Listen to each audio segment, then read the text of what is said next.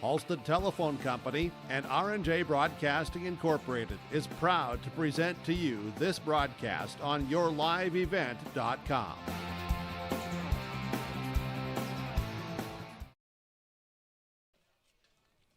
And a good Friday afternoon today here from Trapper Field in Jamestown, North Dakota. It's day 2 of the state Class B softball tournament, where today in the consolation bracket will feature the Thompson Tommies going up against the Pembina County North Bison. I'm Chase Miller with you. Overcast skies, a little bit of rain that's coming down, but the rain that is coming down more of a very slight mist, and a little spotty shower will be making its way through in the warm-ups, and after that should be back to normal playing conditions. Later this afternoon and evening, if you're coming out for the semifinals, there might be a chance of some rain making its way through the Buffalo City as well. A little bit different than yesterday, where it was upper 80s, low 90s throughout the majority of the day. Hot and a lot of sun at this particular juncture of the day. It's Thompson and Pembina County North, 2 teams out of the Region 2 portion of the tournament. We'll take a quick break, and we come back. We'll break down what happened yesterday and what happened earlier between Glenburn and Des Lacs, Burlington, Lewis, and Clark. That and more still today here on yourliveevent.com. Halstead Telephone Company delivers fast broadband internet, telephone, and cable TV to residents in this region,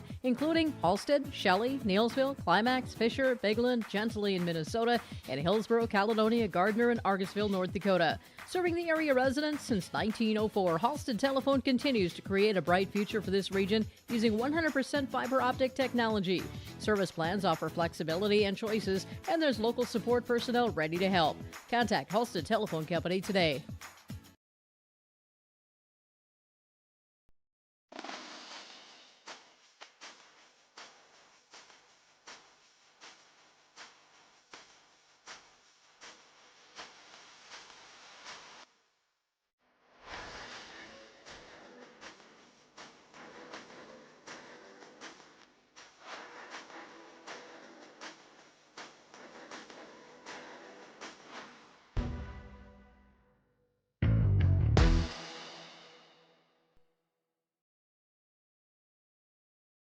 At Bank North, we strive to enrich the lives of everyone we serve. One transaction, one relationship, and one community at a time. We do it by supporting kids and schools, pitching in to help neighbors in need, partnering with rural businesses, and providing all the traditional and modern banking products and personalized lending services you expect from a reliable financial partner. Bank North, always true. As we come back here, taking a look at what happened earlier, Des Lacs, Burlington, Lewis, and Clark 13-2 over at Glenburn in the consolation semifinals. Harper Feller went 2 of 3 at the plate with 3 runs driven in, and then Jersey Marquardt with 5 innings of work, 3 hits, 2 runs allowed, 7 strikeouts, and 0 walks in the circle for Des Lacs, Burlington, Lewis, and Clark. So the number 3 seeded Lakers will play for the consolation championship tomorrow here in Jamestown, while for Glenburn, the Panthers, they will play at 9:30 tomorrow morning for the 7th place contest for a little breakfast and softball. Winner of this game has the Lakers roughly at around 11:30 tomorrow, depending on how that game rolls, as they will go through a rolling portion. After the 9:30 game wraps up, a half hour later, they'll get ready for the consolation championship. And that's what happened earlier here today. Still to come at 4 o'clock, Velvet Drake Anamoose going up against Kindred in the first semifinal, and the second semifinal will feature Central Cass and Beulah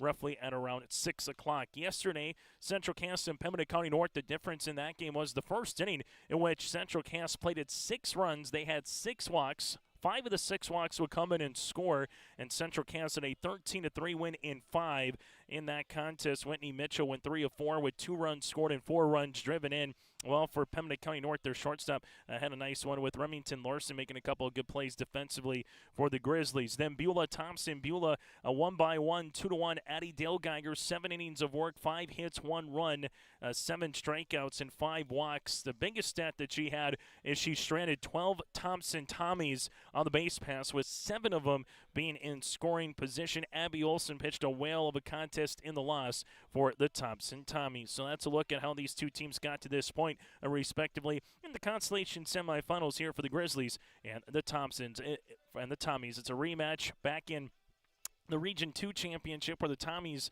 shutout and no hit the Grizzlies in their 5-inning victory. So we'll see what happens a little over a week and a half later between these two clubs. What we're going to do, we're going to step aside when we come back. We'll hear from the head coach of the Thompson Tommies. That's Matt Chandler, all ahead of our starting lineups and the opening pitch today here in Jamestown. This is the Constellation Semifinals. This is Chris from Agassiz Precision Ag, your local precision planting dealer. Say thank you to the farmers you come into contact with every day. They have chosen a career that is as much their deep passion as it is an absolute necessity for you and I. Spring is upon us and there will be farm equipment on the roads. Give them your patience and room to do their jobs. Trust me, they would rather be off the road working in their field than dealing with traffic. From all of us here at Agassiz Precision Ag, we say thank you and have a safe spring.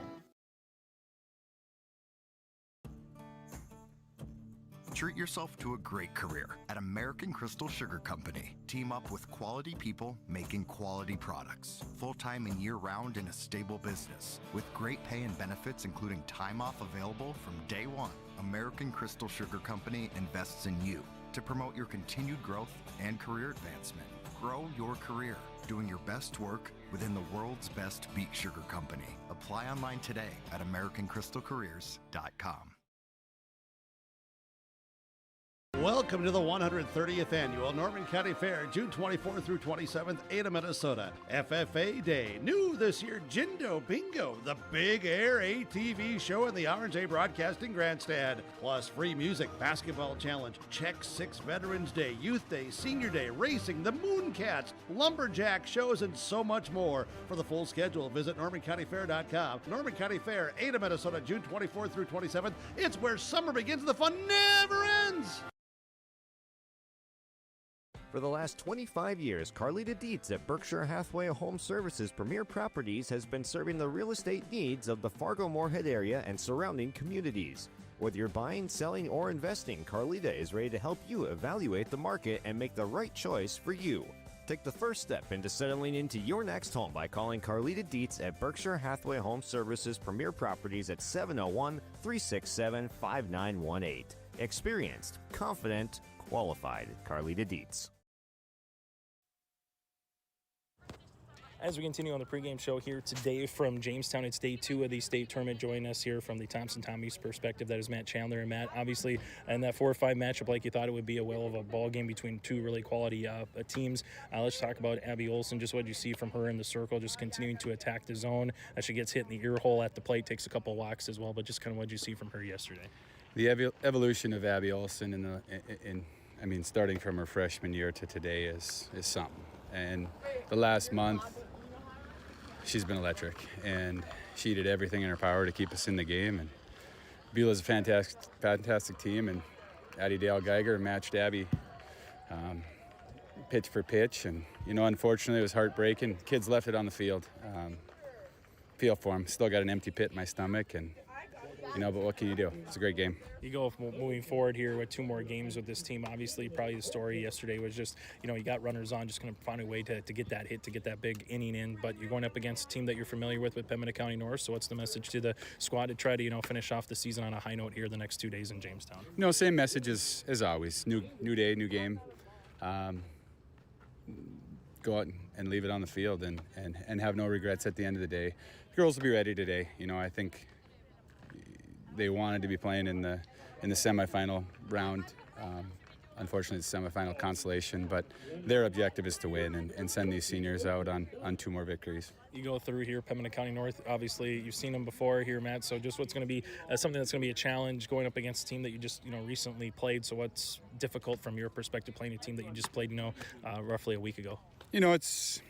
I'm not too concerned about it. We just got to control the things that we can control and not be concerned about what Pembina County is going to try to do. If we make plays and we throw strikes and we have good bats in the batter at the plate, we'll be just fine.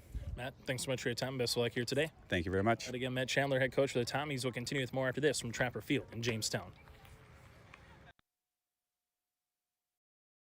At Castleton Lumber, they want to be part of every stage of your building project from the ground up. Let them assist with planning your project timeline in a way that's affordable and efficient. Castleton Lumber has everything you need to get the look you love with windows, siding, roofing, and doors. From choosing the right materials to the finishing touches, you can count on the folks at Castleton Lumber. Stop in and talk with the crew today or call 347-4471. That's 347-4471. The City of Hillsborough encourages customers to use electricity wisely through its Bright Energy Solutions rebate program. These rebates help customers save energy and money, improve their comfort, and protect the environment. You can get rebates on Energy Star appliances and lighting, as well as high-efficiency heat pumps and air conditioners. They even have rebates for home electric vehicle chargers. Business customers can receive rebates too. Call the City of Hillsborough for more information or visit brightenergysolutions.com. For trusted news, weather, and sports from your community, look to R&J Broadcasting Incorporated, KRJB, KRJM, and KKCQ Radio, and rjbroadcasting.com. Hear local voices from local radio with news and information from the area. Your information stations, KRJB, KRJM, and KKCQ Radio, and rjbroadcasting.com. Local voices from local radio.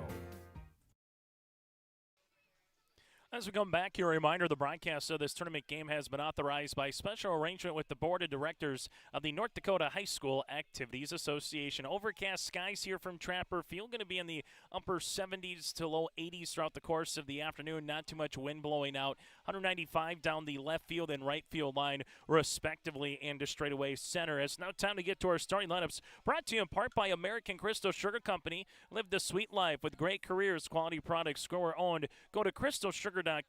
That's crystalsugar.com. For Pembina County North, Remington Larson will be batting leadoff for the senior shortstop for the Grizzlies. Sarah Jensen, the senior center fielder, will be batting second, followed by Kobe Firstenow, the junior third baseman, batting third. Katie Jensen will be in the circle to open things up for the sophomore pitcher, batting in the cleanup spot. Avery Sunderland, the freshman designated player, will be batting fifth. Jocelyn Anderson, the senior first baseman, batting sixth, with Hannah Russell, the junior second baseman. She'll be batting seventh. Kendra Breezy, the freshman left fielder, batting eighth. Madeline Steele, the senior catcher, behind the plate. And then Hadley Mortensen will be the flex over in right. Again, for Pembina County North, Larson, Sarah Jensen.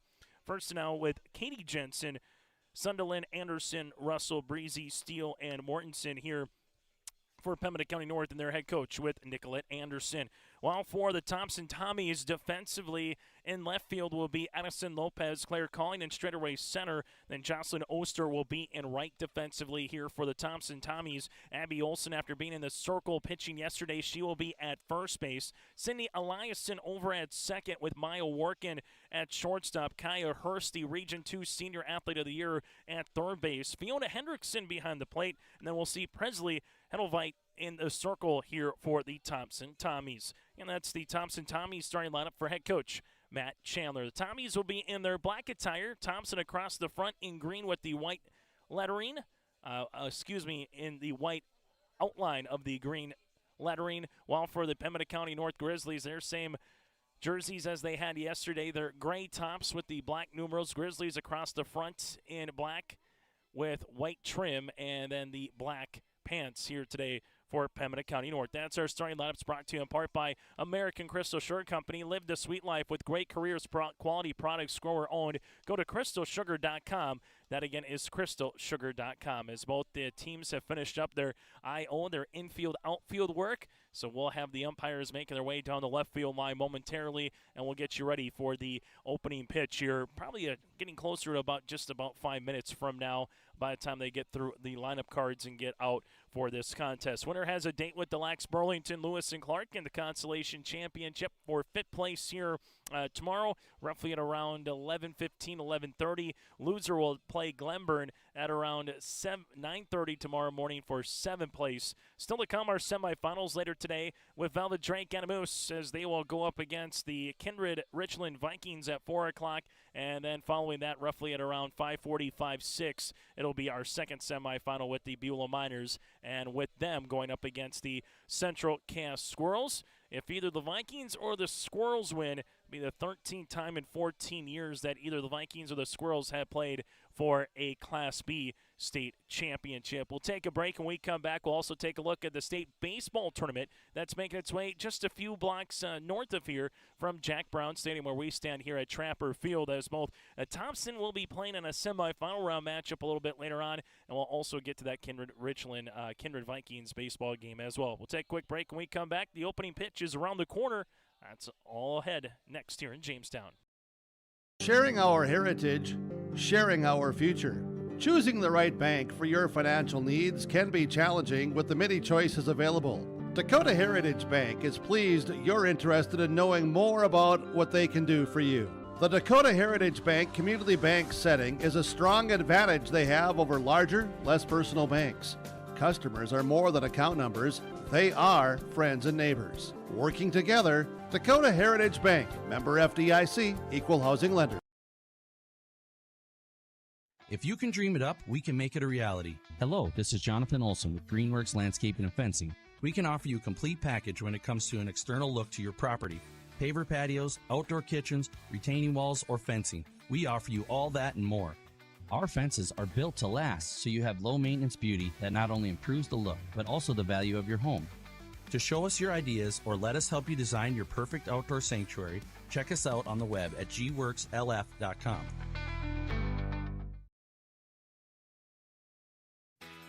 Keep your car moving along with the team at Elite Automotive Center in Fargo. What sets Elite Automotive Center apart from the herd is their truly extensive list of services. From brake and tire service to tune-ups and battery replacement, there's no job too big or small for their ASE certified technicians. Schedule your next oil change by going to EliteAutomotiveCenter.com or scan the QR code on your screen now.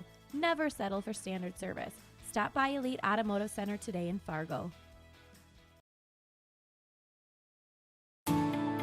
At Enbridge, we're focused on relationships. 23 Canadian First Nation and Métis communities now own an equity stake in Enbridge Athabasca Pipelines. In Minnesota, Enbridge has spent $450 million and counting with Native-owned companies and in wages to tribal members working on Line 3. Every day brings new collaborations, partnerships, and possibilities. Learn more at Enbridge.com. This is Chris from Agassiz Precision Ag, your local precision planting dealer. Say thank you to the farmers you come into contact with every day. They have chosen a career that is as much their deep passion as it is an absolute necessity for you and I. Spring is upon us and there will be farm equipment on the roads. Give them your patience and room to do their jobs. Trust me, they would rather be off the road working in their field than dealing with traffic. From all of us here at Agassiz Precision Ag, we say thank you and have a safe spring. As we come back here, they're taking a look at the circle right now, allowing both pitchers to kind of go through some of their warm-up tosses to see if they need to pound the dirt in a little bit more and make it a little bit smoother of a playing surface for the pitchers, particularly when they're dragging their foot through and then also planting in front of the rubber. So it looks like everybody's given the go-ahead for both respective teams and pitchers to at least start this game, so we'll keep apprised of that as this particular game and day continues here in Jamestown. Update from the Jack Brown Stadium in a consolation semifinal in state softball for Class B. Shiloh Christian, the Skyhawks defeat the Bottineau Braves. They no-hit the Bottineau with a 1-0 victory. They had 3 hits, 1 run for the Skyhawks. So Shiloh moves on as they await the winner of DeLax Burlington and Lemoore Litchfield Marion. That game about to get underway here probably in close to 15-20 minutes from now for DLB and Lemoore Litchfield Marion. Edgeley in baseball. State semifinals for Class B later tonight. Joe Lancella will have the call this afternoon into the evening. A Park River area, the 2 seed going up against the 3 seed of the Thompson Tommies. That'll be at 4:30. Joe Lancella again on the call for you on that one. Then roughly a half hour after that game wraps up, it'll be Kindred and Velvet Drake Animus. The Vikings, the 1 seed, going up against Velvet Drake Animus, the number 5 seed at the state baseball tournament, making their way again in here at Jack Brown Stadium in Jamestown. Third place game will be tomorrow afternoon for state baseball. It's a rolling schedule. 7th place at 11:30, followed by roughly at around 1:30 or 2 the 5th place game, and then add another 2 hours after that before you get to 3rd place. The championship tomorrow night scheduled for a 7 o'clock hard start time when it comes to state baseball. Now for state softball, the hard schedule time tomorrow for the state softball tournament here at the B at Trapper Field. That particular outcome, they'll have 7th, 5th place, and 3rd place starting at 9:30 in the morning. Then at 4:30 in the afternoon, it'll be the championship game for the hard start time at 4:30 tomorrow afternoon here for the championship. But they got through the coaches' respective cards, so that means they will do the on-field instruction here for these storylines, which means we'll take a quick break, and we come back. The opening pitch is next here in Jamestown. Homegrown local radio is now worldwide with 24-hour streaming. Download the RJ Radio app to hear local voices from local radio with KRJB, KRJM, and KKCQ 24 hours a day from anywhere. You can listen to your favorite programs like the RJ Family Morning Show, local news, farm markets, music, high school sports, church services, more from anywhere. KRJB, KRJM, and 96.7 KKCQ is streaming on the RJ Radio app. Download it to your device and take us with you wherever you go. Farming today doesn't always feel the same way it used to. Then again, some of it feels all the same. Maybe it isn't so much the jobs that changed, but how they get done. Now that's a different story. Everything got bigger and smaller at the same time.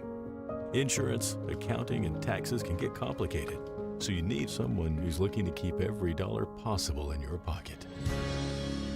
Ag Country.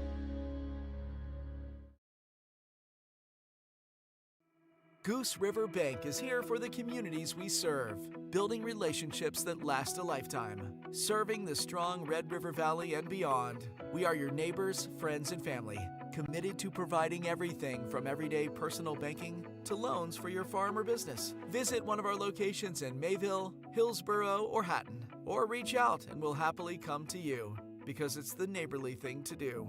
Goose River Bank. Strong bank, strong communities. Life moves fast, but your mind doesn't always have to. Practicing mindfulness, even for a minute, can help you stay calm and focused. Try noticing your breathing, paying attention to your surroundings, or taking a moment to reset before a test or a practice. Set goals that matter to you, celebrate small wins, and don't forget to take a break from screens. Your brain needs downtime just as much as your body does. Mental health isn't one big choice. It's a bunch of small ones you can make every day, and you're capable of all of them. Go Tommies! Hi, Sonia from the Lighting Gallery and Decor. We're so much more than just lighting. Step into a space where your home starts to come together. From custom furniture and curated decor to a personalized design guidance, we help you create a space that feels warm, layered, and uniquely yours. Whether you're starting fresh or finishing the details, we're here to bring your vision to life. I invite you to stop in. I think you'll be wowed.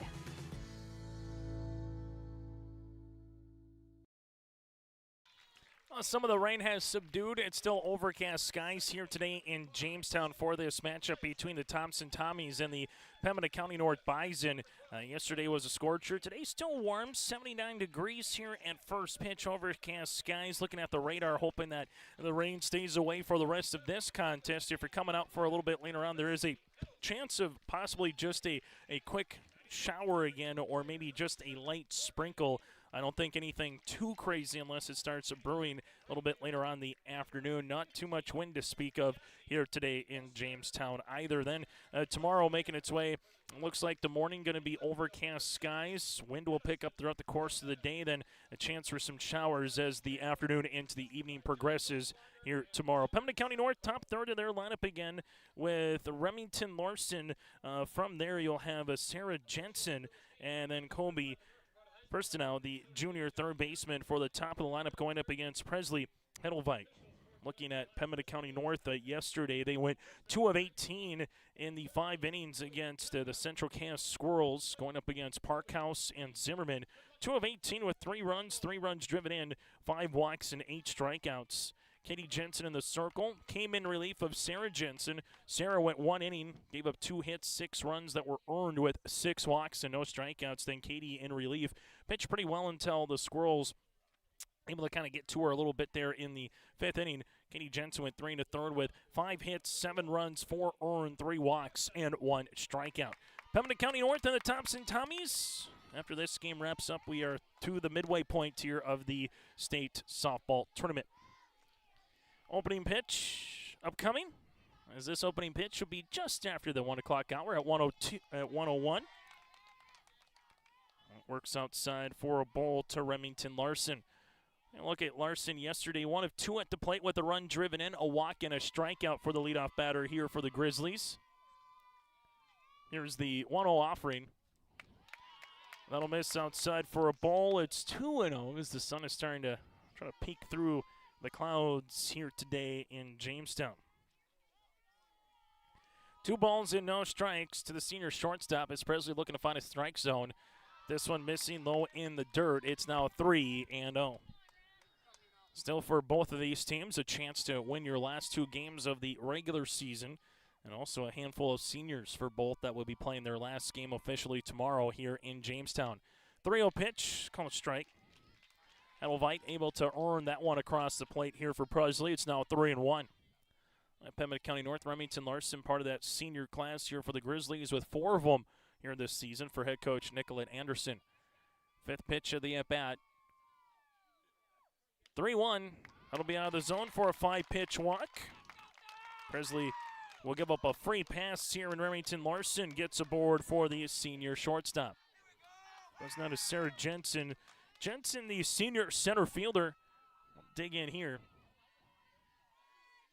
Went 0 for 3 yesterday at the plates. And for Nicolette Anderson, we'll see what the play is on here. As this will miss outside for a ball. It's 1-0. When these 2 teams last met in the Region 2 championship, Thompson 10-run ruled them 13-0 in 5 innings. And also in doing so, earned a no-hitter with Abby Olson at that time in the circle.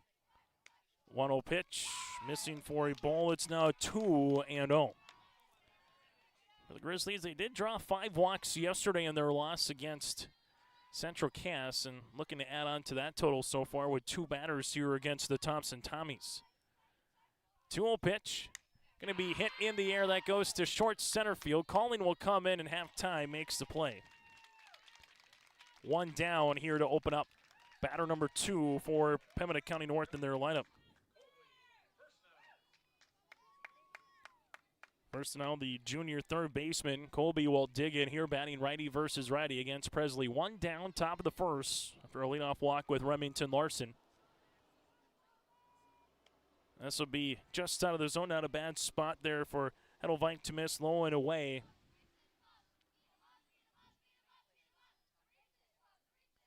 Limiting around the plate so far here for Presley through 2 batters and to start the 3rd. This one gets fouled back off the netting. It's now 1 ball and 1 strike. Pembina County North's 2nd state tournament appearance in program history, their first since 2012. While for the Thompson Tommies, a team that has been quite used to making it to state here for head coach Matt Chandler over those seasons.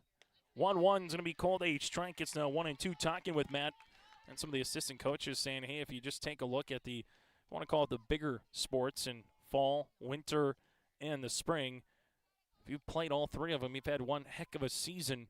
As this is going to be fouled up the first base line, and it'll go into the Pembina County North dugout. It'll be a foul ball, saying that you've been able to play in a state tournament in all 3 respective for Coach Strand in the fall and the winter, for Jason Brandon, now here for Matt Chandler in the spring as well. The 1-2. Hit in the air, that's a fly ball, little line to it that's got a carry into right center. That one will 2-hop the wall. Making her way to third base is Larson. She's going to be waved on in. Workin won't have time to make the throw. It's an RBI double for Kobe. And Pembina County North draws first blood on the Dakota Heritage Bank scoreboard. So first now able to get a RBI base knock here. Coming in to score is Larson, as that one had a little pop to it.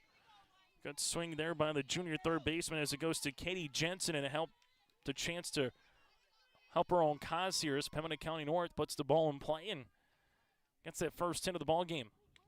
Off-speed pitch for Hedelveit. That'll miss outside for a ball. It's 1-0. 1 ball, no strikes on the way. 1-0 pitch. That'll miss low now, 2-0. So far for Presley, just looking to find the zone. She did get it out of Sarah Jensen, but that was on a 2-0 pitch that Sarah popped into short center field. And here's a 2-0 pitch here to Katie Jensen. 2-0 pitch, going to swing on the ground. Glove nicely by Hurst. Throws it across the diamond to Olsen. Gets the out there. The runner's going to move up to third base. Working applies tag, not in time. First now will move up to third base. Good base running. Nice dig at third by Kaya Hurst. 5-3 on the putout. Katie Jensen is retired, and now it goes to Avery Sunderland. Avery yesterday 0 for 2 with a run scored, a walk, and a strikeout for Pembina County North. Fifth batter of the inning for the Grizzlies as Presley, righty-righty matchup. This one goes just over us here on top of the Trapper Field with the netting that they have, home to the University of Jamestown Jimmies and the Jamestown Blue Jays here for their softball diamond in the Buffalo City. The 0-1, nice off-speed pitch by Presley. Able to pull the string, if you will. It's now 0-2.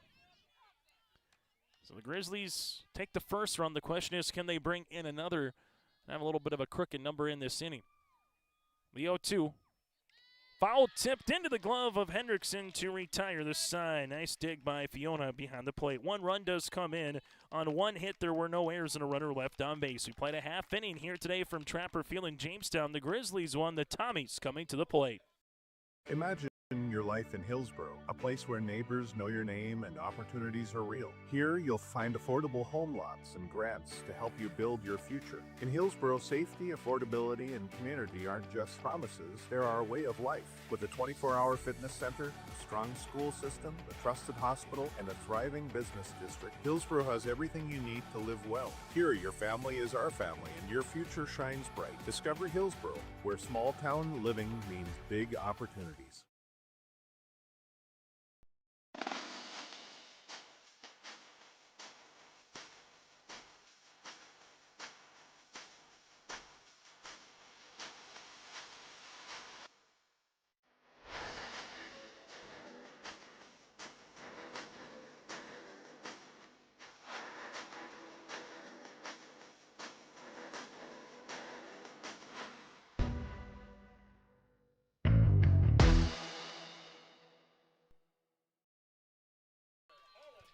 On the Dakota Heritage Bank scoreboard, sharing their heritage and their future with locations in North Dakota and Minnesota. Go to dhb.bank. The Thompson Tommies will have their first time through the lineup card here. Claire Calling will take a ball. It's 1-0.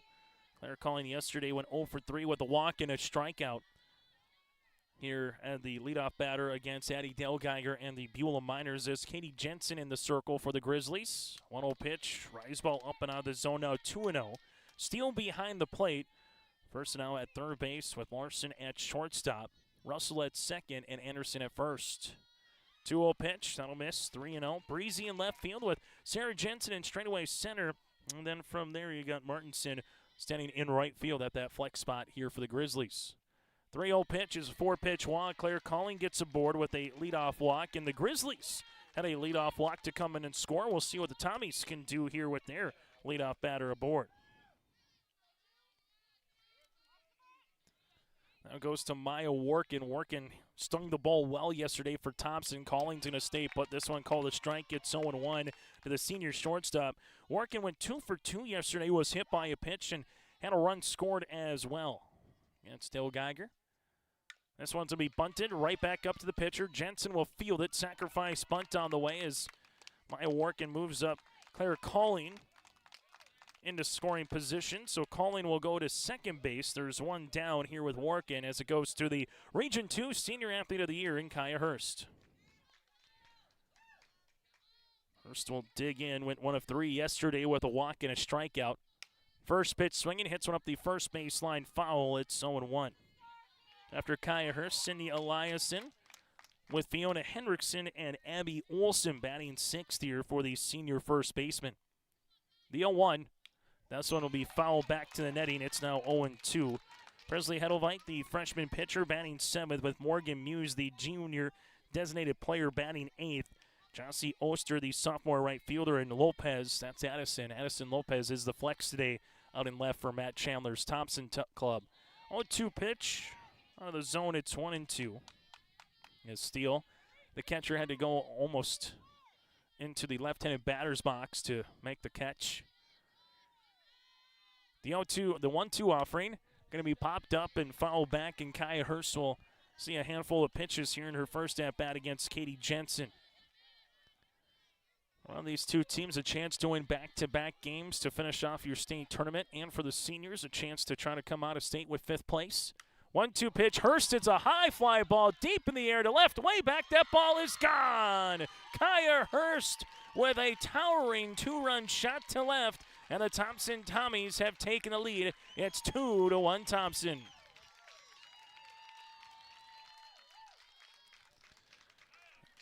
Kaya Hurst shows you right there why she was the Senior Athlete of the Year in Region 2. Hurst able to barrel that ball up. Coming in to score is Claire Calling. And the Thompson Tommies have taken the advantage. A piece of hitting there by Kaya Hurst as the leadoff walk does come in to score. As just off the bat, you knew it had a chance to get to the warning track and the wall. Just was a matter of, did it have enough? And the answer was yes, as it kept jetting out to left. As Cindy Eliason will dig in, takes a ball. It's 1-0. Cindy, an all-Region 2 selection here for the Thompson Tommies this season at second base. Will hit this one to the opposite second baseman here with Russell. Flips it over to Anderson. 4-3 on the putout, and Eliason is retired on a grounder. There's 2 down as it goes to Fiona Hendrickson.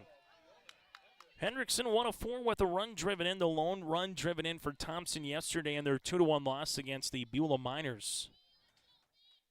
As Hendrickson takes a ball up and out of the zone, it's 1-0. The difference here in the first inning compared to yesterday is Thompson got traffic on the base pass yesterday against Dale Geiger. They just couldn't get that big hit, and this one's going to be hit right back up the middle, and it's a base knock for Fiona Hendrickson, and she's able to be at first base here for the Thompson Tommies. And for Thompson, we'll get a courtesy runner coming in here for the catcher.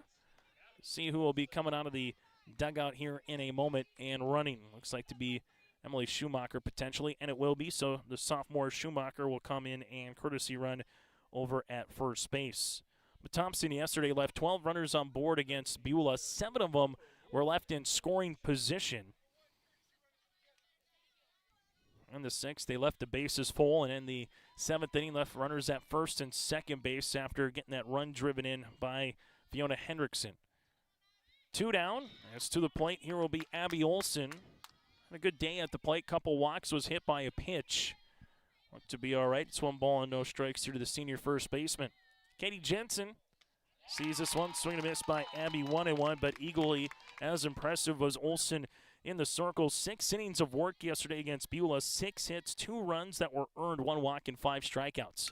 1-1 pitch is hit right back up the middle past the shortstop Larson into left center field. Sarah Jensen will cut this off and retrieve it to keep Schumacher at second base. Back-to-back singles here for the Tommies, and they're threatening to score yet again here in inning number 1.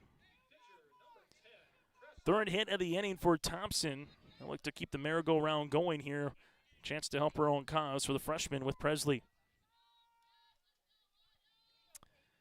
Al White went 1 of 4 at the plate with 3 strikeouts yesterday.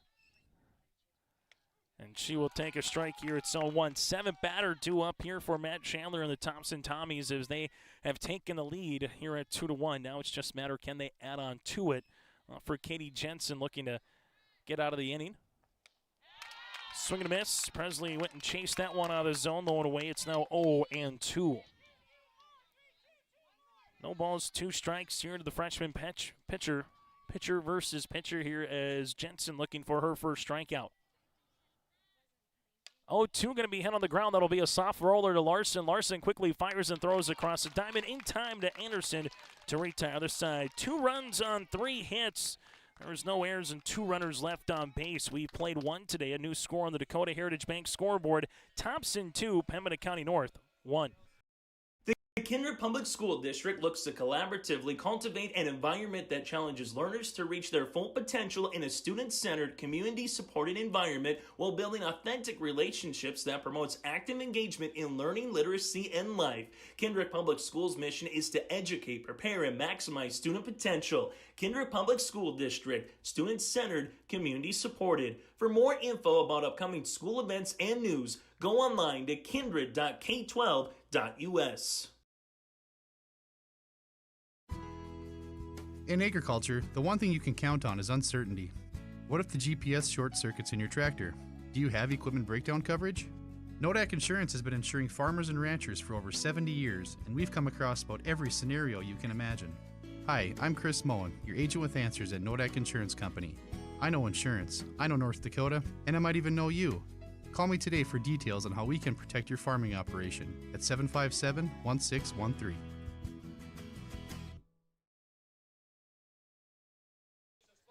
We come back here on top of the second inning on YourLiveEvent.com. Chase Miller with you. Thank you so much for tuning into our broadcast here today on YourLiveEvent.com. If you're enjoying our broadcast, give us a like on the game link and also subscribe to our YouTube channel as well. A reminder, 4:30 Thompson baseball today with Joe Lancello on YourLiveEvent.com for audio-only coverage. See if Tommies can make it back to another state championship. They'll have a good contention with Park River, the Aggies, that they'll have to square up against at 4:30.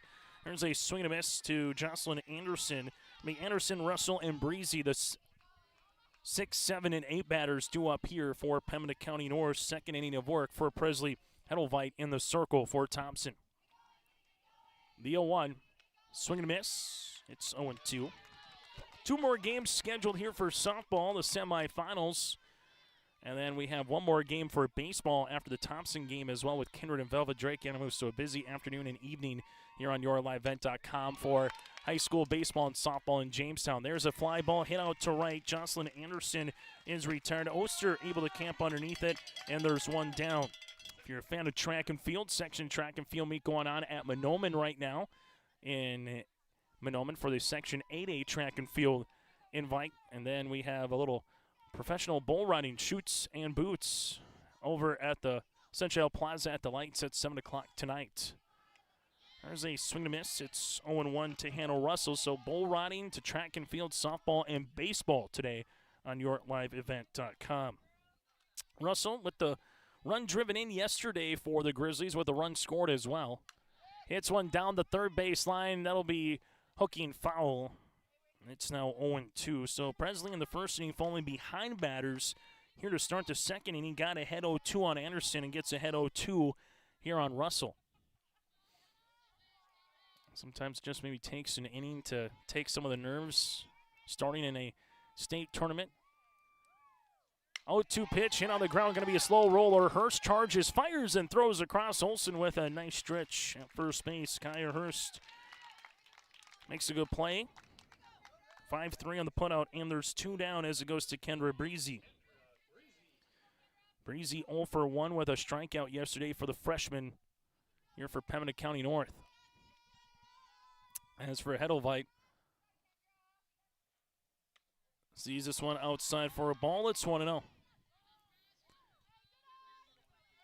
State softball tournament today here on YourLiveEvent.com. Second in the last 3 years. It's been at Trapper Field here in Jamestown. The 1-0 offering will be called a strike. It's 1-1.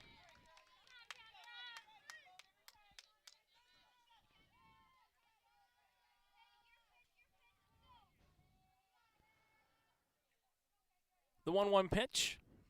That'll miss up out of the zone. It's 2-1.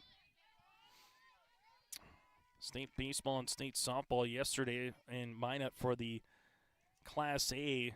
The West took it, and the softball side in the East was able to blank the West on baseball. As there's a pop-up hit, foul territory. Hurst makes the diving play as she goes right into the dugout.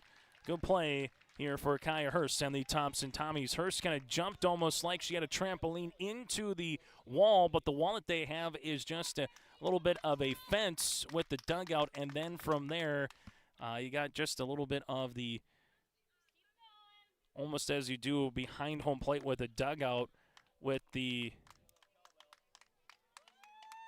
spot for Kaya Hurst to jump into. So she does a good job making the defensive play up the third base side. That'll retire the Grizzlies here at 3-3 down top of the second as we continue here on your LiveVent.com. The World of Outlaws late models are coming to Norman County Raceway on June 30th, 2026. Infield seating, your chance to meet your favorite National Touring Series drivers, and much, much more. Tickets are available now at ncraceway.com. Order yours today. And we'll see you June 30th, 2026.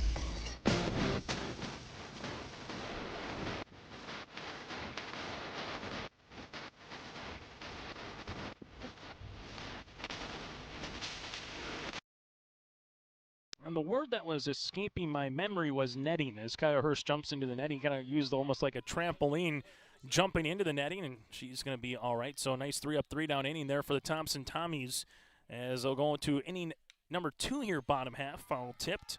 Morgan Muse, Jossie Oster, and Claire Calling. It'll be the 8-9-1 batters against Katie Jensen and the Pembina County North Grizzlies here, bottom of the second inning. As Katie Jensen, the 0-1. This is a fly ball hit to left. Breezy underneath it, and Breezy makes the play. As Breezy kind of had to backpedal a little bit for that one. Morgan Muse with a good swing, but it'll be an out. There's one down on 2 pitches here to open up the bottom half of the second for the Thompson Tommies. Jossie Oster will dig in now here at the number 9 hole for Thompson for the sophomore right fielder. Jensen, righty-righty matchup, misses outside for a ball. It's 1-0. State softball yesterday, Dickinson over Davies, Mandan over West Fargo in the A. Williston blanks Shanley 15-11, and Horace the lone team to win from the East over Bismarck Legacy. As this misses low, it's 2-0. So semifinals up in Minot later today in the State A semis for softball. Dickinson and Mandan at 4 o'clock with Williston and Horace to follow. 2-0 pitch, that'll miss. 3-ball, 3-0. Williston, the defending champs in A.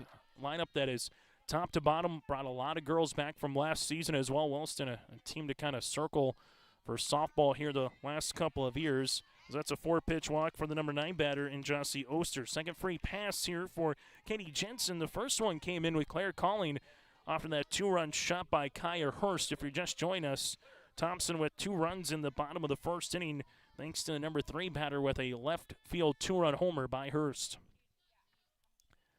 Calling takes a strike. It's 0-1. Claire walked 4 pitches and came in to score.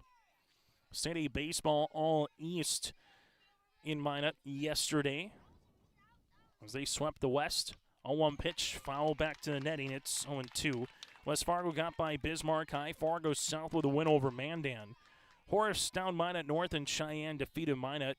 So semis later today will start at 4:30 up at Corbett Field. We'll get to the matchups in a moment. No balls, 2 strikes as Calling will have to battle. 0-2 pitch, laced down the left field line, foul into the batting cages. West Fargo goes up against Fargo South at 4:30, and then Horace and Cheyenne will tangle with each other roughly at around 7 o'clock tonight for the State A baseball semifinals up in Jamestown. 0-2 pitch out of the zone as Steele has to come out of the crouch. It's 1-2.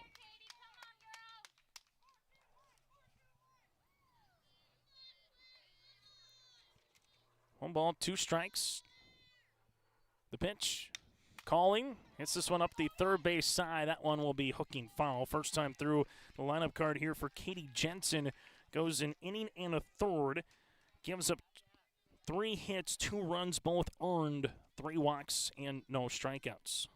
First time through the batting order here for Katie Jensen. 4 2/3 innings pitched so far in the tournament. Calling puts one in the air to right. That's one to the warning track and off the glove of Martinson. Martinson was there but couldn't make the play. The throw's going to be into second, and Calling's going to slide in safely. So Calling will reach base on an error. Oster will go from first to third. Martinson was tracking into right center, and then she went to go grab the softball, unable to bring it in, and it'll be an extra out awarded here to the Thompson Tommies. Thompson yesterday went 5 of 26 at the plate against Addie Dale Geiger. 9 strikeouts, 5 walks with 1 run driven in. So far, swinging the bat a little bit better early on here against Jensen. And this one goes right off Jensen's glove to the second baseman, Russell. Russell airmails it to first. Now Colleen will come in and score as Workin will stay at first base. So the run driven in with Oster. My Workin gets the run driven in, and then from there, Colleen will come in on a throwing error by the second baseman, Russell. And that's how my Workin able to get aboard for the second error of the inning. So the bases now we'll just have a runner at first base, and it's a 4-1 contest on the Dakota Heritage Bank scoreboard. And Claire Colleen gets her second run score to the contest. Workin at first base, Kaya Hurst takes a ball, and then she hits a towering pop-up. This one to the shortstop, Larson. Larson's going to drop this softball. Now Workin has to go to second, and she's going to be out. I'll go down as a fielder's choice to get the out. And Workin is retired as there's 2 down. All right, now Pembina County North bobbling the ball a little bit here. The one that went off of Jensen, that was just a straight rocket there by Workin that went off of her glove in the circle for Katie as Kaya Hurst going to scamper into scoring position on a stolen base. As Hurst will stay at second as that got by the shortstop for a moment. But Colleen, again, hits one into right. That should have been caught as an out for Martinson. Workin hits one right back up the middle off the glove of Jensen. Russell made a good play on it to try to get Workin out, but once she threw it over the head of Anderson at first base, Colleen came in, and she was running hard from the start to come in and score. As Cindy Eliason takes a ball, then swung on and missed. It's now 1-1.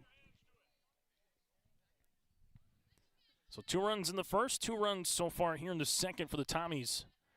1-1 pitch. This one's going to hit the top of the plate. Steele can't find the softball. Kaya Hurst going to round third. She's coming in to score. Yes, she does. Kaya Hurst goes second to home, and the Tommies have taken a 5-1 advantage. Someone hit the plate, ricocheted up towards the third base dugout of Thompson, and Steele just couldn't find the softball as she dropped the mask and was looking everywhere for it. And Kaya Hurst saw that, and she rounded third, and she slid in safely face first and home plate. So Tommy's put 3 runs up on the board. Nobody on now. 2-1 count upcoming here to Cindy, and she fouls this one back to the netting. It's 2-2. Top third of the lineup has been productive. 4 runs scored so far here for the Tommies, with 2 of them being by Colleen and 2 of them being by Hurst. 2 balls, 2 strikes, 2 outs here in the second. As Eliason leaves that one up and out of the zone on a rise ball, it's 3-2. Once you get to the postseason, mistakes get amplified, and that has been the story of this game a little bit from a Pembina County North perspective. 3-2 pitch, Eliason puts a little shot into it to left center field, and Breezy cuts it off in the gap to retire the side. But not before 3 runs come across in the inning on no hits. There were a couple errors and nobody left on base. New score after 2 today on the Dakota Heritage Bank scoreboard. Thompson 5, Pembina County North 1. For the last 25 years, Carlita Dietz at Berkshire Hathaway Home Services Premier Properties has been serving the real estate needs of the Fargo-Moorhead area and surrounding communities. Whether you're buying, selling, or investing, Carlita is ready to help you evaluate the market and make the right choice for you. Take the first step into settling into your next home by calling Carlita Dietz at Berkshire Hathaway Home Services Premier Properties at 701-367-5918. Experienced, confident, qualified. Carlita Dietz. R&J Broadcasting Incorporated is accepting applications for a broadcast sales representative. Applicant should be self-motivated, organized, have ability to communicate clearly, and the desire to help our customer partners grow their business with customer service for their advertising and marketing needs. All experience levels are encouraged to apply. To apply, email your resume to apply@rjbroadcasting.com. R&J Broadcasting Incorporated is an equal opportunity employer. Top of the third inning here on YourLiveEvent.com from Trapper Field in a game that got underway at 1:01 today, so just about a half hour old. It'll be 9-1 in 2 matters with Madeline Steele, the senior catcher, coming up here for Pembina County North. Steele went 0 for 1 with a run driven in, a walk, and a strikeout in the number 9 hole yesterday for the Grizzlies against Central Cass. Presley Hedelveit on for her third inning of work, missing low. This one now 1-0. 5 batters in the first inning, 3 up, 3 down, seconds for Presley as she gets ready for inning number 3. 1-0 pitch, one missing. The zone now 2-0. Coming in, Pembina County North, 11 wins and 3 losses on the season. Thompson at 16-5 entering play here this afternoon. 2-0 going to be roped, but right to the first baseman, making the backhanded play. In the air is Olsen, and Steele made good contact, but a line drive that is grabbed in the webbing there by Olsen, and there's one down. Was now digging in is Remington Larson with a walk and a run scored. One down in the inning as this one goes all the way to the backstop. It's 1-0. Well, you saw in the first inning, Presley getting behind batters. A lot of 1-0, 2-0 kind of accounts. Then in the second inning, it switched. Got ahead on batters on 2 of the 3 that she saw on 0-2 counts. 1-1, little pop working. Leaves way. Calling with the basket catch. Oh, nice play by Claire Calling on her horse. Had to make a basket catch running towards second base. Calling able to have some nice ground out there. Made it look maybe a little easier than what it was off the end of the bat by Larson. It was going to get by Work, and just a matter of could it get to Calling, and the answer was yes. So 2 down here in the third. As now Presley has retired the last 7 batters that she's seen. This one's going to be called a strike to Sarah Jensen. It's 0-1. Sarah flew out to Calling her last time up in inning number 1. No balls and 1 strike. 0-1. No work for a ball. It's 1-1.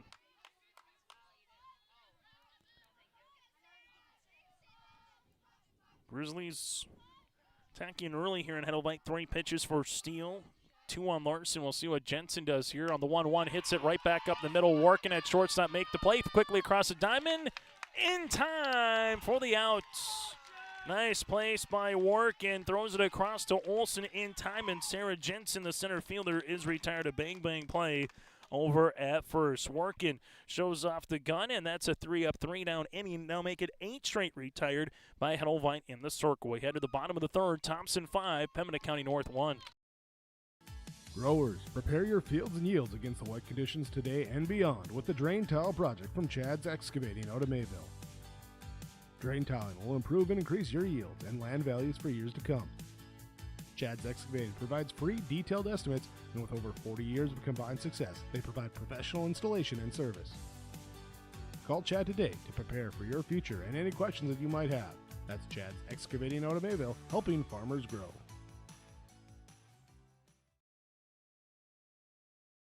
Hi, Sonia from the Lighting Gallery and Decor. We're so much more than just lighting. Step into a space where your home starts to come together. From custom furniture and curated decor to a personalized design guidance, we help you create a space that feels warm, layered, and uniquely yours. Whether you're starting fresh or finishing the details, we're here to bring your vision to life. I invite you to stop in. I think you'll be wowed.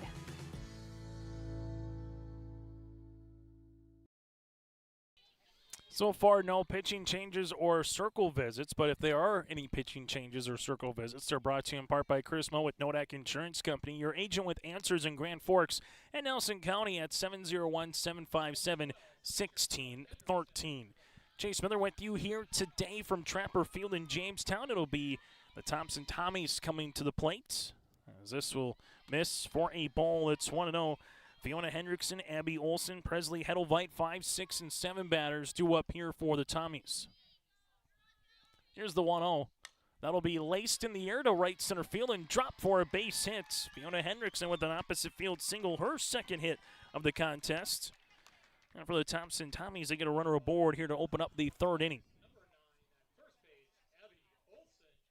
Although Olsen will dig in, and for the Tommies, it'll be their 4th hit of the contest.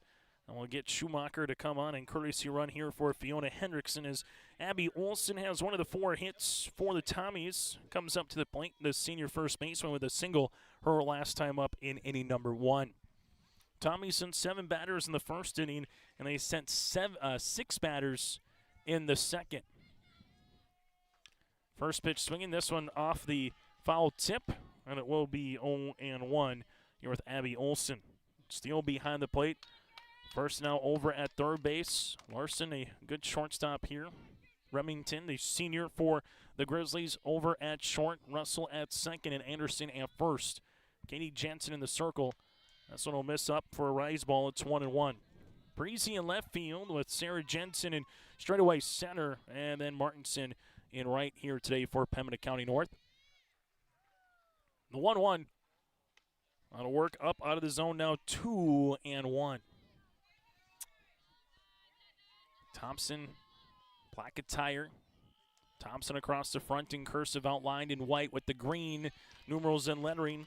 This one is fouled back by Abby Olson, now 2-2. As Steele throws this to center. So Schumacher will stay put, though, at first base as it just kind of tailed away from the pitcher there in Katie Jensen. So 2 balls and 2 strikes. The play is for Matt Chandler once you get to a 2-2 count of Schumacher. Is off and running, or if she stays put, she'll stay put. This one is popped up in the air. Larson will take a couple of steps at shortstop into short center. Make the backpedaling catch. Olson is retired, and there's one down as it goes to Presley. Hedelveit coming up here for the Thompson Tommies. She hit into a grounder over to shortstop Larson earlier here this afternoon. Going through the question that is circulating, at least from a softball perspective, the last couple of years. As this will be laced down the right field line, slicing foul. Nice swing by Presley to stay behind that softball. But it'll go down for a strike as one from a Central Cass perspective. They were on the fringe enrollment numbers of needing to move up to Class A for softball. And then the other one that's been circulating behind closed doors the last few months, there's been rumors, there's been talk, but enough people have definitely chatted about it. Just a matter of, will it become official or come in place, as they'll look up the first base line, and they say Presley did not go through. It's 1-1.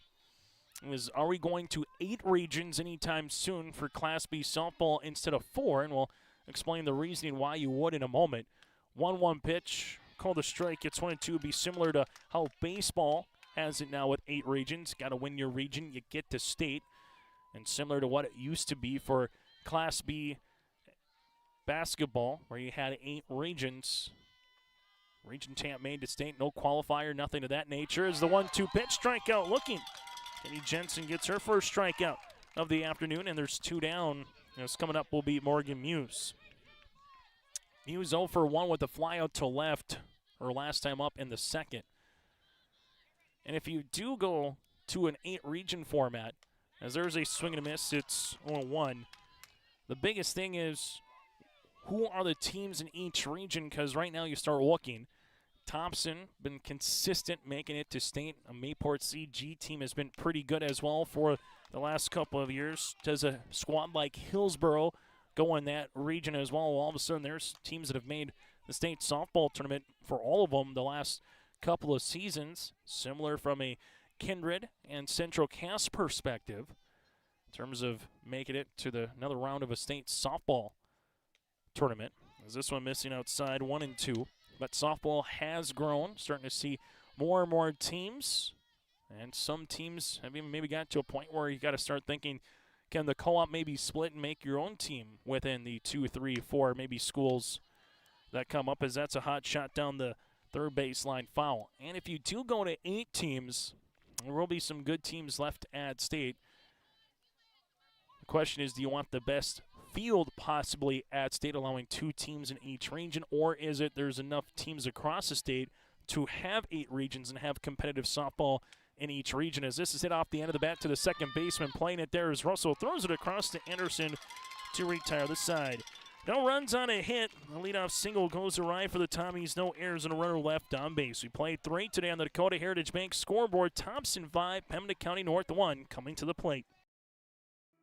Goose River Bank is here for the communities we serve, building relationships that last a lifetime. Serving the strong Red River Valley and beyond, we are your neighbors, friends, and family, committed to providing everything from everyday personal banking to loans for your farm or business. Visit one of our locations in Mayville, Hillsborough, or Hatton, or reach out and we'll happily come to you, because it's the neighborly thing to do. Goose River Bank. Strong bank, strong communities.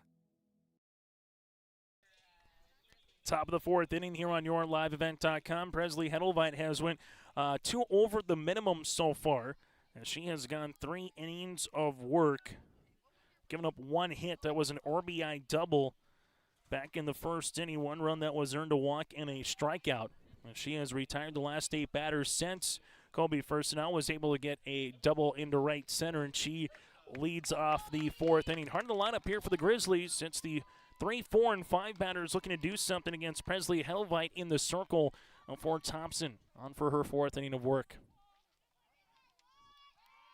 Presley, off-speed pitch. This one is going to be hit in the air to left center field. The left fielder Lopez will come and cut it off in the gap. Good piece of swinging here by Kobe. A single and a double as the Grizzlies get a leadoff single aboard here in inning number 4. Now it goes to Katie Jensen. Lopez, as we mentioned, in left, calling in center, Oster in right field here for Thompson. As Katie Jensen 0 for 1 today with a ground out to Kaya Hurst back in the first inning at third. Backhanded in the dirt by Fiona Hendrickson. Olsen at first base, Eliason at second, working at shortstop, and again Kaya Hurst at third base here for Thompson. 1 ball, no strikes. Here to Katie Jensen. 1-0 popped up, and this one will go right over us and towards the press box. And it'll be a strike. It's 1-1. That'll be one that's going to hit the top of this netting and go right down to where we're broadcasting here. We got a great view. You can almost smell and feel and taste the sand when you get a slide at home plate from where our spot is here. Good off-speed pitch in there for a strike. It's 1-2.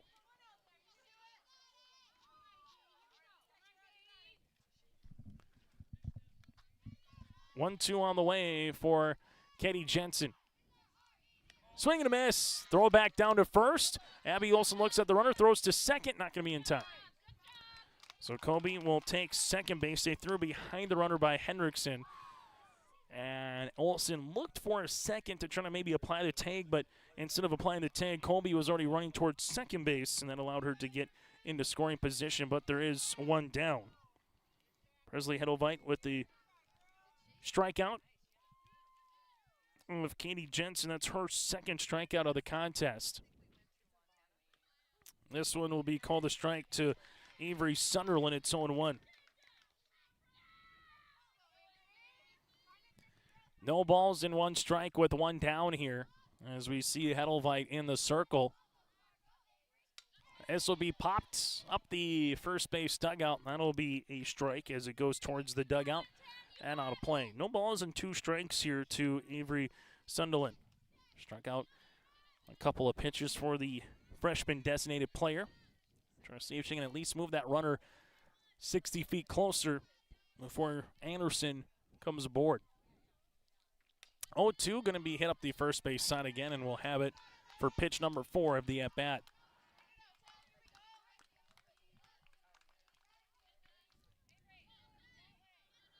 All balls, 2 strikes. Thompson looking for another strikeout here for Presley. 0-2 pitch. Runner's going to dance off a second base here for Kobe. First now goes back to second. Avery Sunderland takes a ball. It's 1-2.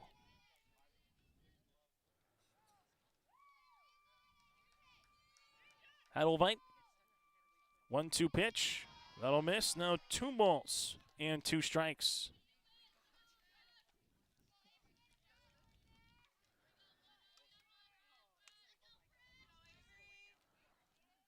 Here's the 2-2. Just off the table. It's now 3-2.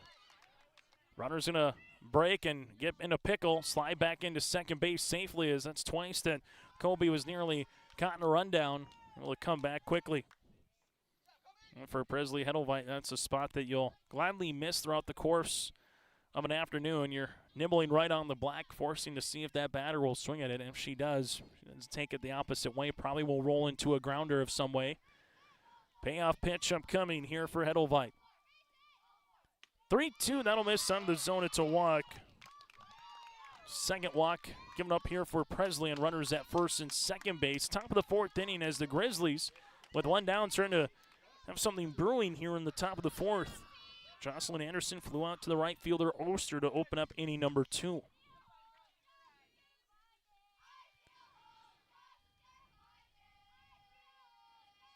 This will be called the strike. It's 0-1. As again, Colby Fistenau over at second base. She'll come a good 15, 20, maybe even 25 feet by the time she's done dancing towards third and trying to see if that catcher will maybe make a throw down. And at one point, the question will be, does Workin or the second baseman, Myason, come behind her, and where will Hendrickson maybe throw back right now? Just consistently walking it up the third baseline and throwing it back to Hedelveit in the circle. The 1-1. That'll miss up now, 2-1. Grizzlies left a runner on in the first inning, 3 up, 3 down second, and the same in the third. The single first base runner since the first inning here for Pembina County North, and first time that they've had 2 runners on at the same time here in this contest. 2-1 pitch, that'll miss. Now 3-1, and the Grizzlies on the verge of bringing the tying run to the plate.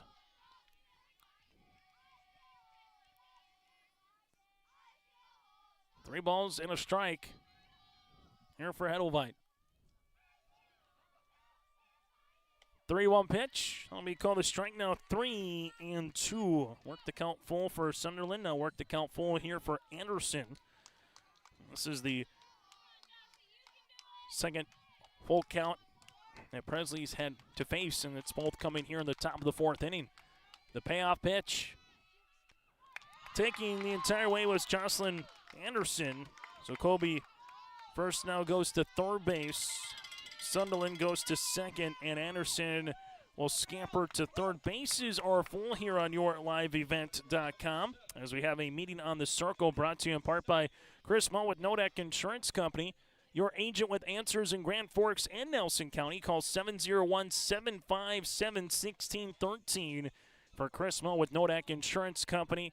Servicing both Grand Forks and Dakota with sales associate Cole Lamb. Tying run comes to the plate by the name of Hannah Russell. 0 for 1 today with a ground out to Kaya Hurst. And so far the damage here for Pembina County North has been the walk variety in the inning. Now it's just a matter of can they plate a run. 3 free passes in the game for Presley, with 2 of them coming here in inning number 4. It's going to be the turning point of the game one way or another for the Grizzlies to get back in this one and chance to tie or maybe take the lead. As this will be called a strike at 0-1, while on the opposite side, if Presley can minimize little or no damage here, could be that shot in the arm for Thompson to try to get a couple more hits in the bottom half of the fourth inning. No balls and a strike. Hedelveit with the pitch to Russell. That'll miss outside. Fiona Hendrickson bluffs the throw down to third. It's 1-1. Being aggressive on the base pass definitely help you, especially if you have a catcher that throws it and gets by the third baseman and try to get a run some way, somehow up on that board for Pembina County North. The 1-1 out of the zone now, 2-1, but the Grizzlies very patient right now here at the plate looking for their pitch. And a walk will do just fine from a Grizzly perspective. It would drive in a run and make it a 3-run game. 2-1 here for Hedelveit. Hit in the air, that'll go down the right field line and dive for a base hit. 1 run will come in. Oster's going to make the throw to second. The second run's going to come in and score. It's a 2 RBI single here for Hannah Russell, and the count bell is ringing. The Grizzlies are back within 2. First now comes in to score. Sunderland comes in to score. Anderson goes to second base, and for Hannah Russell, a little duck snort out to right over Olsen, and between Oster and Eliason, able to get a couple runs in. This will be hit on the ground. That'll go to work, and they get one there. A chance for 2, not going to be in time. Anderson goes to third. Russell is out at second, and Breezy reaches base on the fielder's choice on 1 pitch. Runners at first and second as it goes to Madeline Steele. She hit a line drive rocket over to Olsen to open up the third inning for an out. 2 hits in the inning so far, a couple of singles as the runs have came in, all earned. Runners in a break. The throw's going to be down to second. Run's going to try to come in. Here comes Lyson trying to apply the tag. Olsen applies a tag. Yes, she does. The run does come in and score, though, because going in the pickle was Russell, so Anderson comes in to score. And then Russell is caught stealing as that'll go 2-4-3 for the out, and Steele will open up the 5th inning. But 3 runs come across on 2 hits. There were no errors and no runners left on base. A new score on the Dakota Heritage Bank scoreboard. It's Thompson 5, Pembina County North 4 as we head to the bottom of the 4th inning. At Thompson Public Schools, their mission is to develop lifelong learners and responsible citizens. You can visit their website, tps-k12.org, for school announcements and calendars, lunch menus, weather announcements, athletic schedules, and more. Follow them on social media and share in Tommy Pride with student updates and events with Thompson Public Schools. Thompson Public Schools thanks all students, staff, parents, alumni, and community members for their continued support. Good luck to the Tommies. Learn more at tps-k12.org. The City of Hillsborough encourages customers to use electricity wisely through its Bright Energy Solutions rebate program. These rebates help customers save energy and money, improve their comfort, and protect the environment. You can get rebates on Energy Star appliances and lighting, as well as high-efficiency heat pumps and air conditioners. They even have rebates for home electric vehicle chargers. Business customers can receive rebates too. Call the City of Hillsborough for more information or visit brightenergysolutions.com. The Grizzlies put 3 runs up on the board in the 4th inning, and they're right back in this game, down by 1 here as we're in the bottom of the 4th inning. First pitch swinging. This one will be hit in the air, but a soft little pop-up to the shortstop. Jossie Oster is retired on 1 pitch as Katie Jensen is on for her 4th inning of work, and she has retired now 4 consecutive Thompson Tommy batters. Claire Calling will dig in now. 1 down, top here in the bottom of the 4th inning. Third time through the lineup card here for Thompson. As this one is called the strike at 0-1. For Calling, she has 2 runs scored today, reached base on an error and a walk so far here for the leadoff batter. 0-1, this will be off the glove of Steele. It's 1-1. Tommy's 2 runs in inning number 1, 3 runs in inning number 2, scoreless in the 3rd. 1 ball and 1 strike here for Katie Jensen. This will miss low. It's now 2-1. Still to come a little bit later on today on YourLiveVent.com. Audio-only coverage with our first semifinal of the day. This one will be foul back. It's 2-2. The Vikings of Kindred go up against the Aggies of Velva Drake Animus at 4 o'clock with a second semifinal to follow with Central Cass tangling with Beulah roughly at around 6. Here's a 2-2. Calling hits it in the air. That's got a little tail to it towards left, way back, and making the play is going to be Breezy in left field. Nice play by Breezy. 2 down quickly here, bottom of the 4th inning, and as we talked about, you can kind of just at times feel the momentum shift in a particular sport event, and Grizzlies got the bases loaded, got 3 runs in, back within 1, and you get 2 outs quickly here. Another quick out could definitely put the momentum on the Grizzlies side. Is working. First pitch swinging, hits one in the air. Straightaway center. Sarah Jensen is there for the flyout, and that'll retire the side. First 3 up, 3 down inning here for Katie Jensen in the circle. We played 4 on the Dakota Heritage Bank scoreboard. It's 5-4 Tommies as we head to the 5th. If you can dream it up, we can make it a reality. Hello, this is Jonathan Olson with Greenworks Landscaping and Fencing. We can offer you a complete package when it comes to an external look to your property. Paver patios, outdoor kitchens, retaining walls, or fencing. We offer you all that and more. Our fences are built to last, so you have low maintenance beauty that not only improves the look, but also the value of your home. To show us your ideas or let us help you design your perfect outdoor sanctuary, check us out on the web at gworkslf.com. Stay up to date all year long with your live event from our social platforms with X, Facebook, and YouTube. From the latest coaches show to watch game broadcasts back on demand from earlier in the season. Search your live event on YouTube and hit subscribe. Outside the three-point arc. Pick and pop here with Spaeth into the left side corner. Three, good. For the complete and most up-to-date schedule throughout the year, head to our website at yourliveevent.com. Top of the fifth inning we go. Grizzlies down by one. Chase Miller with you from Trapper Field in Jamestown, North Dakota here this afternoon as Steele swing and a miss. It's 0-1. Steele was up in the fourth inning. Took a strike, but they ran a delayed steal to bring that runner in from third before the runner at first base was tagged out in a pickle to get an extra run across. Here's the 0-1. That'll miss up and at the letters. It's 1-1. So 9-1 and 2 batters to open up here inning number 5 and a chance to tie with one swing of the bat here for Pembina County North as well. Presley Hedelveit on for her fourth, now fifth inning of work. This will miss. It's 2-1. 4 innings, 3 hits that she's given up 4 runs and have been earned 3 walks and 2 strikeouts here for Presley in the circle. 2-1 pitch on the way. Hit on the ground up the third base line. That one will be rolling foul. It's 2-2. Going on right now over at Jack Brown Stadium. Consolation game number 2 of the state baseball tournament. Earlier today, Shiloh Christian shut out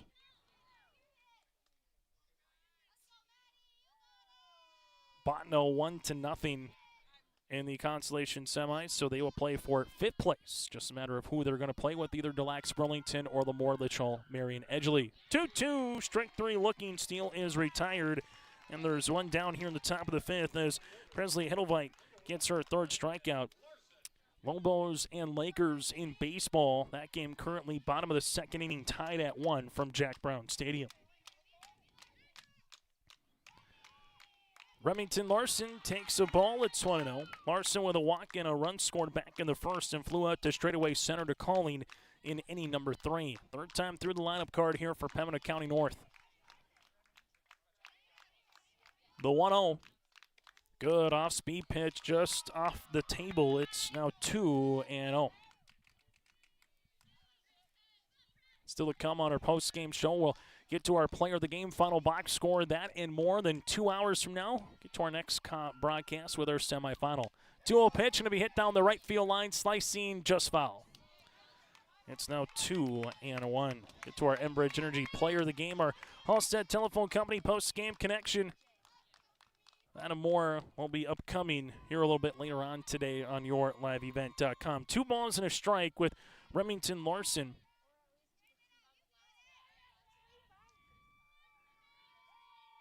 Two-one. This one will be called a strike. It's now 2-2. That's by Hendrickson on the pass ball, but it doesn't matter.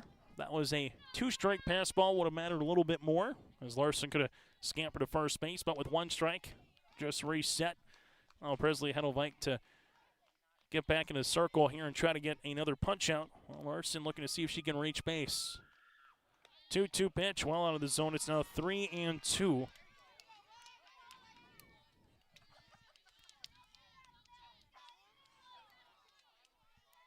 3-2 pitch upcoming here for Presley. Hedelveit, 3-2 pitch, going to be hitting the air. This one into left center field. Calling on her horse, and Calling makes a sensational catch. Calling with the Superwoman dive in left center and robs an extra base hit from Remington Larson. Oh, what a play by Calling.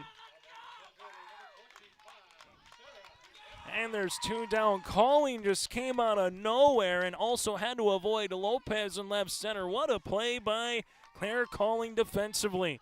That might be the play of the tournament in terms of an outfield or infield play.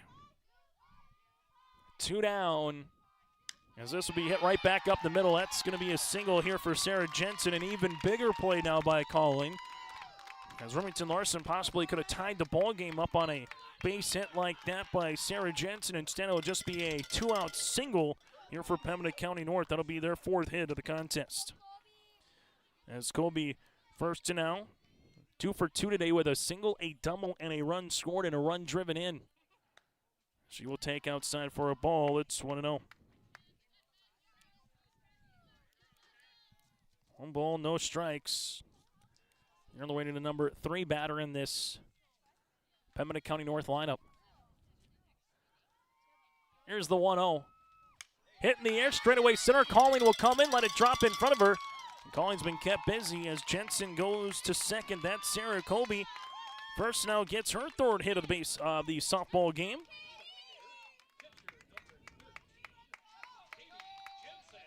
Now Jensen comes to the plate with runners at first and second. That's Katie, the younger sister of Sarah. 0 for 2 today, but the tying run aboard, and the go-ahead run stands at first. 2 down. Hadelveit off-speed pitch, swing and a miss as Katie Jensen was well out in front of that one. It's 0-1. Batter number 5 of the inning, a strikeout with Steele. Fly out there with Larson to center field to Colleen. Jensen and Colby with a couple of singles. The 0-1 pitch popped up. This one, a chance. Fiona Hendrickson has room beyond the backstop for the pop-up to retire the side. No runs on 2 hits. There were no errors and 2 runners left, but what a defensive play by Colleen here in this one. As we head to the bottom of the 5th inning, Thompson 5, Pembina County North 4 on the Dakota Heritage Bank scoreboard. Halstead Telephone Company delivers fast broadband internet, telephone, and cable TV to residents in this region, including Halstead, Shelley, Neilsville, Climax, Fisher, Bigland, Gentilly in Minnesota, and Hillsborough, Caledonia, Gardner, and Argusville, North Dakota. Serving the area residents since 1904, Halstead Telephone continues to create a bright future for this region using 100% fiber optic technology. Service plans offer flexibility and choices, and there's local support personnel ready to help. Contact Halstead Telephone Company today.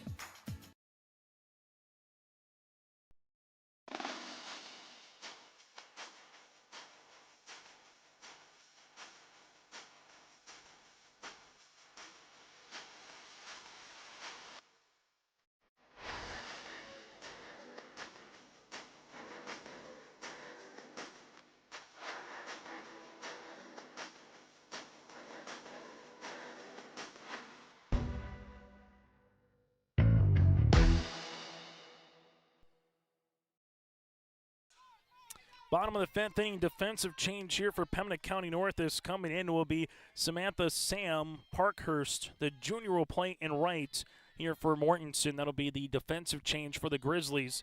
As his 3, 4, and 5 batters, Kaya Hurst, Cindy Eliason, and Fiona Hendrickson here to open up the bottom of the 5th inning. Kaya Hurst has reached base twice with 2 runs scored and 2 runs driven in. The 1-0 pitch. Hurst hits one off the end of the bat, a one-hopper that goes underneath the glove of Russell, and Hurst will reach base on the air. It'll be an E4 on Russell, runner at first here for Kaya, and she gets aboard for her 3rd time of the afternoon. Now it goes to Cindy Eliason. Tommy's looking to separate a little bit here as we have a couple of raindrops that are making their way through, but nothing to write home about, just enough to be annoying if you're keeping a scorecard here at the Trapper Field. As this will be 0-1. It's kind of like once you get the car wash done and within 24 hours, you just have just a light sprinkle or a shower that just comes through for about 5 minutes. Not anything that's going to hold this game up, as there's a pop-up in the air to center. Sarah Jensen will come in, makes the play, and there's 1 down. So Cindy Eliason is retired on 2 pitches as it goes to Fiona Hendrickson. And Hendrickson's had a good swing at the plate this afternoon with 2 singles, one in the 1st and one in the 3rd inning here for the Thompson Tommies. 1 down. Thompson led by as many as 4 runs after 2. Pembina County North put up 3 runs in the 4th inning. That has been the separation point right now, is that 3 runs in the 2nd and 2 runs in the 1st here for the Tommies. Hendrickson takes a ball. 1-0 pitch. Gonna miss low. It's now 2-0 as Kaya Hurst taking a little bit more of a look at second base potentially here. 2-0 pitch. On the way is going to be hit in the air to center. Jensen coming in, and she will make the grab there for Sarah. Nice swing by Fiona Hendrickson, but it's the center fielder, Sarah Jensen. making a good defensive play, and there's 2 down as it goes to Abby Olson. Olson will dig in now with a single in the first inning, popped out to the shortstop Larson, her last time up in the third. As Katie Jensen sees this one up and out of the zone, it's 1-0. State softball tournament here today in Jamestown. State baseball going underway as well for Class B. Class A up in Minot with baseball at Corbett Field. 1-0 pitch. That'll miss low, but one will be in the dirt, and I'll allow Kaya Hurst to get into scoring position. It's 2-0 now for Abby Olson. Thompson looking to get this to at least a 2-run lead before this inning is done and have a breathing room. As this will miss, it's now 3-0 going into the bottom half of this game. With just potentially 2 innings left. 3-0 splits the plate, now 3-1. Presley Hedelveit due up next if Abby Olson can get aboard here for Thompson. 3 balls, 1 strike. That'll miss out of the zone. A 5-pitch walk for Abby. And Abby in this state tournament, 3 walks, a hit by pitch has reached base, and she will go to first. Runners at first and second. This goes to Presley Hedelveit. 7 batters for Thompson in the first. They sent 6 in the second, 4 in the third, 3 up, 3 down fourth, and here on the 5th, batter number 5. Jensen, see this one miss low by Katie. It's 1-0. Kaya Hirsch has already shown you she can go from second to home today, where she came in the second inning. 1-0 pitch missing. Hurst is going to go to third base, though, and she will slide in safely. Steele had to backhand it, got in front of her just a little bit, so Hurst scampered into third base. Olson follows suit to second. Runners at second and third. It's a 2-0 pitch.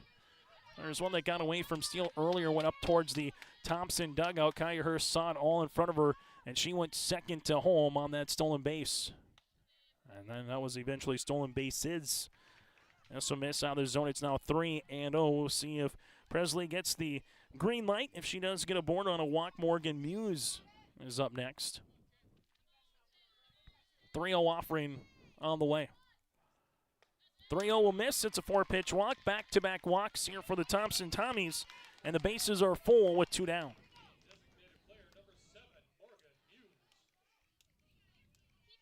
Fourth walk here for a Thompson batter as Matt Chandler is going to make a pinch runner coming in here. It's coming in for the Thompson Tommies. So it'll be Addie Robertson. So Robertson will be at first base on the courtesy runner for the pitcher. Runner at second is Olson, and the runner at third is going to be Kaya Hurst, as we have a meeting in the circle brought to you in part by Chris Moan with Nodak Insurance Company. Chris Moan, your agent with answers in Grand Forks and Nelson County, with sales associate Cole Lamb. Nodak Insurance Company at 701-757-1613. That's 757-1613. Large portion of this game for Pembina County North, top of the 6th inning. It'll be their 5, 6, and 7 batters with Sunderland due up for the Grizzlies. But right now here in the bottom of the 5th, Thompson looking for one swing of the bat to get this up to a 2-3 or possibly even a 4-1 lead before the Grizzlies come up in the top half of the 6th inning. High school softball today here on YourLiveEvent.com. A game that's got underway at 1:01 here, so getting towards that 1 hour and 10-minute mark between the Grizzlies and the Thompson Tommies. A little bit different game from when they last played, in which Thompson won in the Region 2 championship 13-0.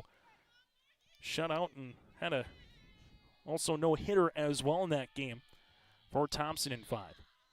Swing and a miss to Morgan Muse. 0 for 2 with a fly out to left and a grounder to the second baseman Russell. No balls and a strike here to the junior designated player. This one will one-hop. Steele able to keep it in front of her. It's 1-1. Is that one a good 5 feet in front of home plate where it hit the dirt? Katie Jensen looking for one good pitch to get out of the inning. 1-1 popped up. This might do it. That'll be a foul ball, and Jensen will cut in front of the third baseman. First and out to retire the side.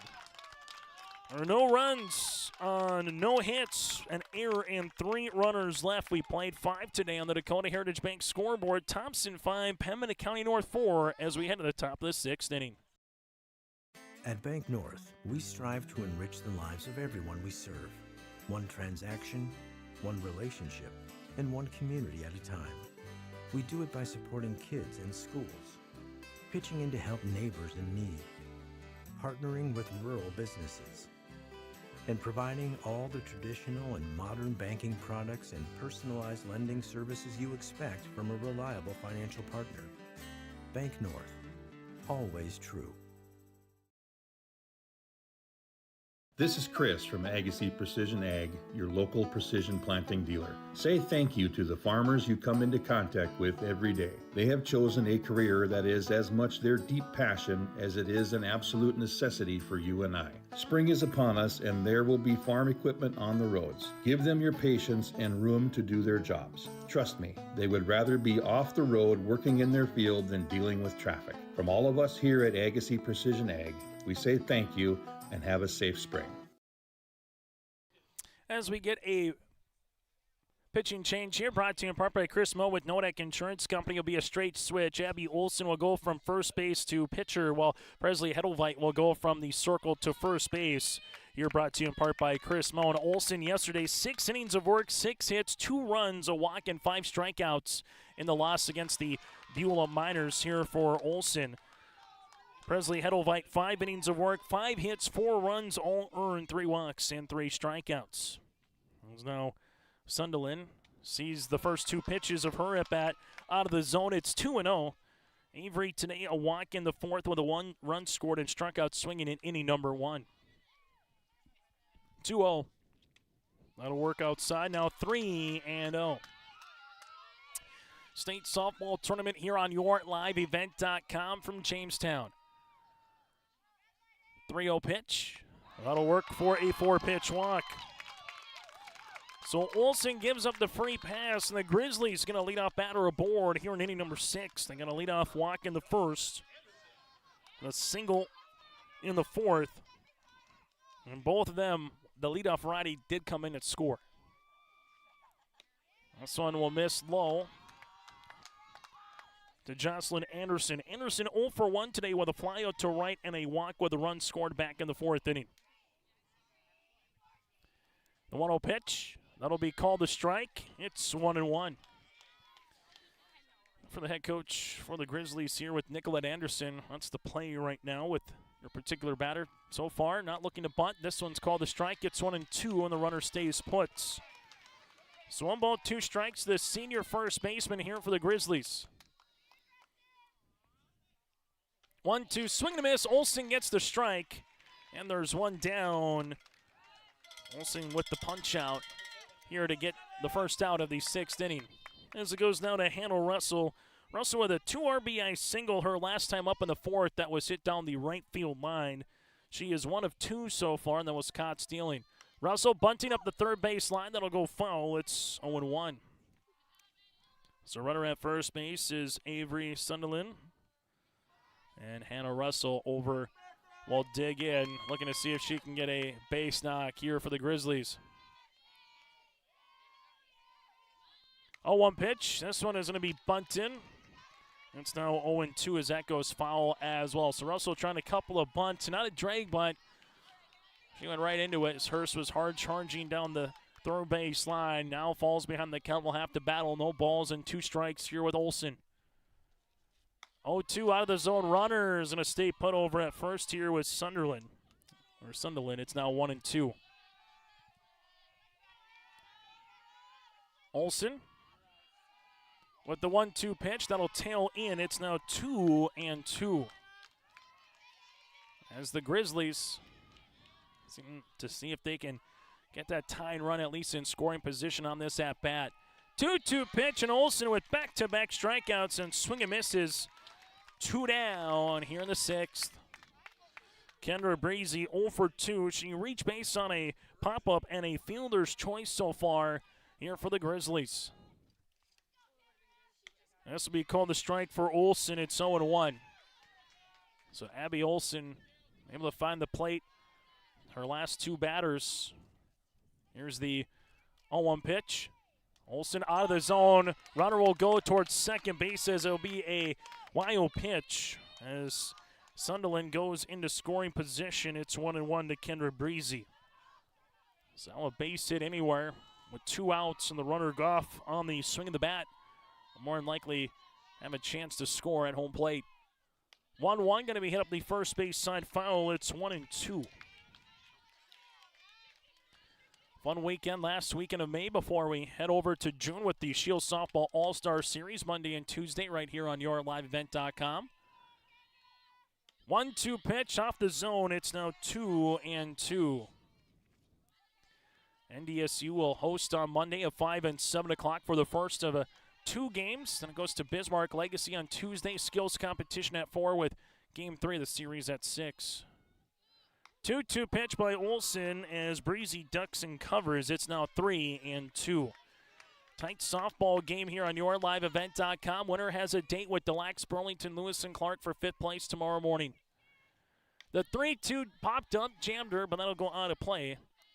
While 7th place will start at 9:30 tomorrow morning against the Glenburn Panthers after Glenburn lost in 5 against DLB Lewis and Clark today. And there's another jam. As Olsen working in on the hands of Kendra Breezy. Goes foul. We'll continue here at 3-2. And Grizzly fans giving a nice round of applause for the freshman left fielder working this count and fouling a couple pitches off here against Olsen.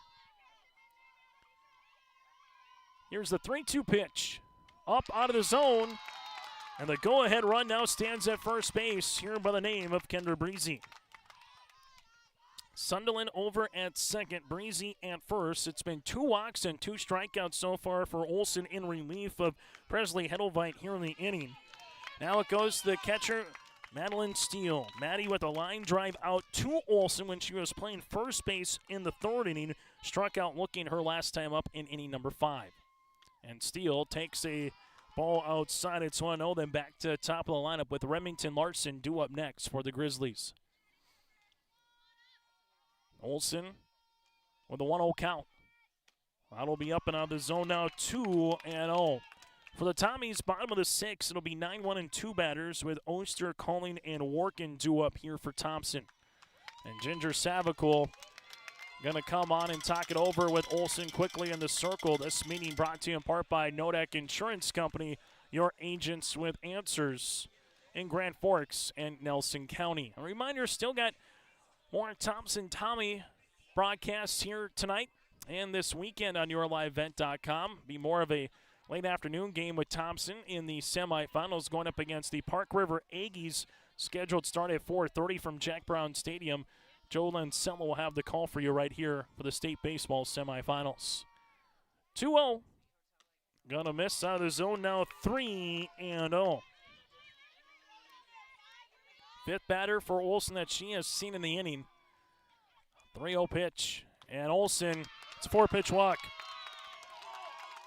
Sunderland at 3rd, Breezy at 2nd, Steele at 1st, and nowhere to put Remington Larson. And we're going to get a courtesy runner coming in for the Grizzlies as Longton will come on in courtesy run. And if Remington Larson can get aboard, we're going to hear more cowbell from the Pembina County North faithful. Base is full for the Grizzlies, and nowhere to put Larson. Larson 0 for 2 today. Calling made a sensational play in left center field. Last time up to rob an extra base hit from Remington. Larson takes a ball. It's 1-0. Walk with a run scored in the first and 2 flyouts to center field here for Larson so far this afternoon. 1-0 pitch. That'll run in. Now 2-0. Last 7 pitches been out of the zone here for Olsen. Olsen. 2-0 pitch. Able to find the strike zone there. Good pitch. Low in the zone. Right at the knee. It's 2-1. Olsen will like another one of those. And 2-1. That'll work up and out. It's now 3-1. A walk, a strikeout, strikeout, walk, and walk. What do we have here with Larson? 3-1 pitch. Swing and a miss. That was in the zone. It's now 3-2. Good swing by Larson. She wasn't fishing. And now the count is full. Nowhere to put her. 2 down. Bases full here in the top of the 6th.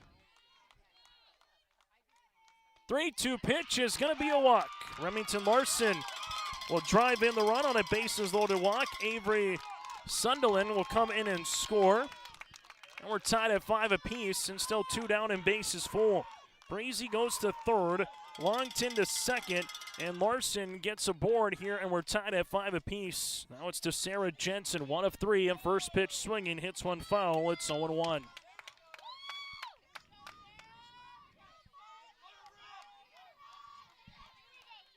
No balls and a strike. That'll be out of the zone, and Hendrickson had to make a really good catch there behind the plate. And she spun 360 to save that one going to the backstop. Here's the 1-1. Fouled off the netting. It's now 1-2. So no matter what, Thompson needs at least one more run. The question is, will they need more if the Grizzlies can add on to 1 run so far here in the inning? 1 ball, 2 strikes. Here to Sarah Jensen. Hit on the ground. That'll go to the second baseman. Bobbled for a moment by Eliason, but makes a play then from her knee. 4-3 on the putout. There was 1 run on no hits, no errors, and 3 runners left on base. 4 walks was the difference in the inning as we're tied at 5 as we head to the bottom of the 6th here on YourLiveVent.com.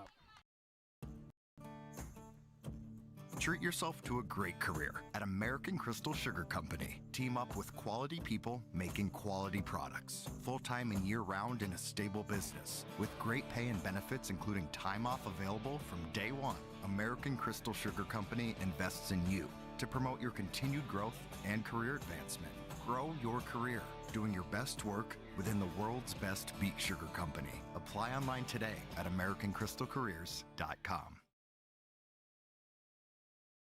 Welcome to the 130th Annual Norman County Fair, June 24th through 27th, Ada, Minnesota. FFA Day. New this year, Jindo Bingo, the big air ATV show in the R&J Broadcasting Grandstand. Plus free music, basketball challenge, Check 6 Veterans Day, Youth Day, Senior Day, racing, the Mooncats, lumberjack shows, and so much more. For the full schedule, visit NormanCountyFair.com. Norman County Fair, Ada, Minnesota, June 24th through 27th. It's where summer begins and the fun never ends.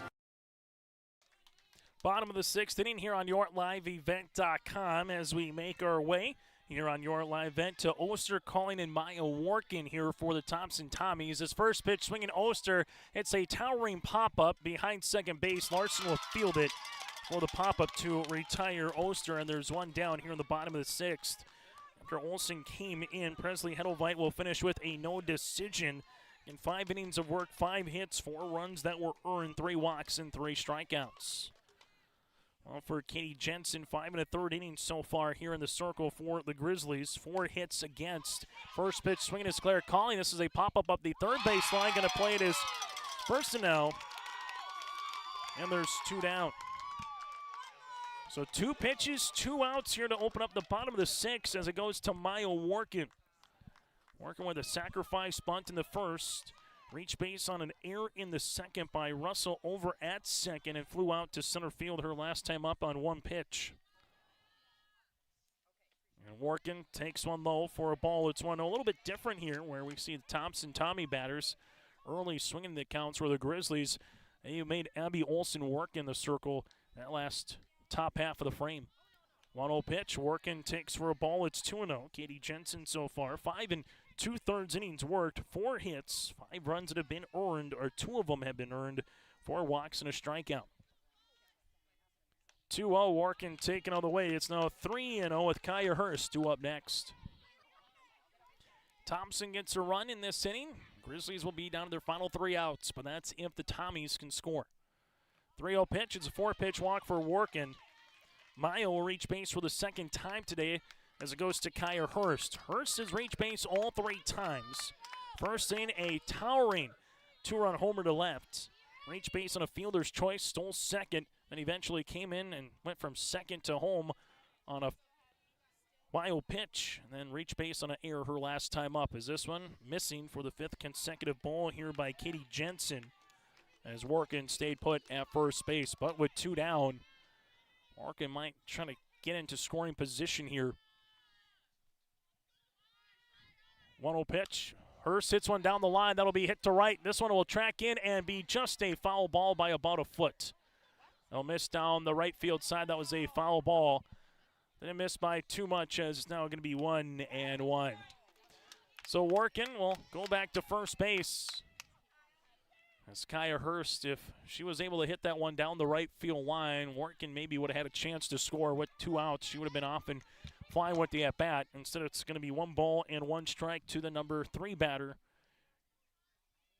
And Workin takes 1 for a ball, steals, throw down to second base, and Workin is retired. What a throw by Steele. Larson applies the tag, and Workin is caught stealing. That'll retire the side. Nice defensive play by the Grizzlies here to get out of the 6th inning. No runs, no hits, no errors, and no runners left. We played 6 today on the Dakota Heritage Bank scoreboard, tied at 5 apiece as we head to the 7th inning. For the last 25 years, Carlita Dietz at Berkshire Hathaway Home Services Premier Properties has been serving the real estate needs of the Fargo-Moorhead area and surrounding communities. Whether you're buying, selling, or investing, Carlita is ready to help you evaluate the market and make the right choice for you. Take the first step into settling into your next home by calling Carlita Dietz at Berkshire Hathaway Home Services Premier Properties at 701-367-5918. Experienced, confident, qualified. Carlita Dietz.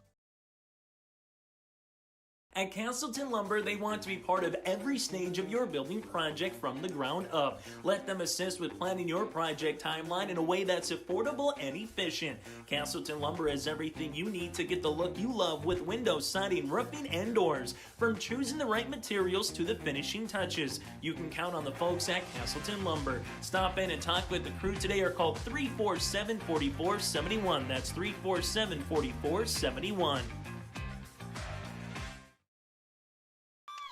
Top of the 7th inning here on YourLiveEvent.com. 3, 4, and 5 batters due up here for Pembina County North, and the momentum is on their side since they were trailing 5-1 here after 2 innings. They scored 3 runs in the 4th, a run in the 6th, and they have tied this one up at 5 apiece as Kobe first now hits one up the first base side foul. It's 0-1. She's reached base 3 times today with a run scored and a run driven in. This one will be popped in just over the netting. It's now 0-2. This will be the last batter that Olsen has yet to see here in her relief outing. This one, strike 3, looking on the outer part of the plate. Good pitch for Abby Olsen, though, and hit the corner. And there's one down here to open up the top of the 7th inning. Now goes to Katie Jensen. Jensen 0 for 3 today with a strikeout, ground out, and a pop-out. Katie Jensen, the pitcher, will take one inside for a ball. It's 1-0. 22nd game of the season here for the Thompson Tommies with a mark of 16-5. 1-0 pitch, called a strike, gets 1-1 for Pembina County North. Game number 15 of the year for the Grizzlies. 11 wins and 3 losses. 1-1. We'll be out of the zone now, 2-1. 2-1 upcoming here to Jensen as Olsen sees this. Swing and a miss, tight, jammed her. It's now 2-2. Overcast skies, not too much wind to contest with. Just kind of looking at the radar here, just some spot-up showers that are making their way from the South Dakota border here into North Dakota. 2-2 is going to be popped and fouled again. Then just an occasional light sprinkle that's been making its way through. As we'll see the 2-2 on the way. Just off the zone, it's 3-2. So 3 balls, 2 strikes. This one will miss for a walk. And Jensen will get to first base. And as we say that, the rain's starting to come down just a little bit more. As we get a new batter coming up here with Avery Sunderland, as we'll get a courtesy runner. It's coming on here for Pembina County North will be Hannah Moore. So more over at first base here for Pembina County North. As this will miss in the dirt, it's 1-1. As the rain now starting to come out just a little bit stronger. 1 ball and no strikes. This will be popped up out of play. It's now 1-1. Once you come to a spring sporting event, doesn't matter what it is, you almost have to pack like you're heading to London for weather. You're going to get maybe 1 hour be hot and sunny, the next hour could be rainy, and the next hour could be cold and windy. Swing and a miss, it's now 1-2. 1 ball, 2 strikes with 1 down. More over at first base. The pitch. Strike 3, looking Olsen with the punch out. That's her second strikeout looking here of the inning, and there's 2 down.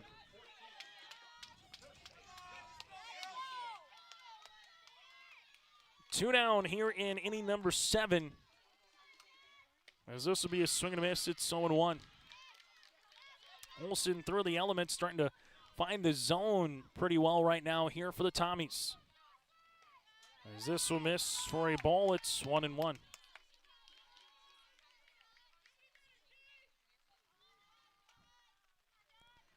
One ball, 1 strike. That'll miss out of the zone. It's now 2-1.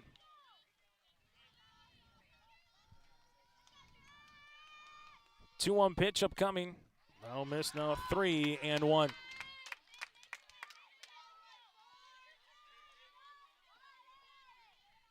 Three and 1 on the way here for Olsen against Anderson. That'll miss for a 5-pitch walk.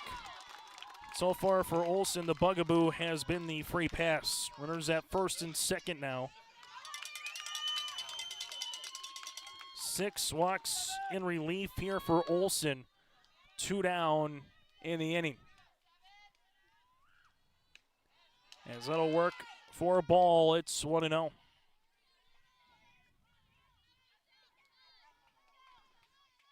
One pitch upcoming here to Russell. Russell will take for a ball as well, now 2-0.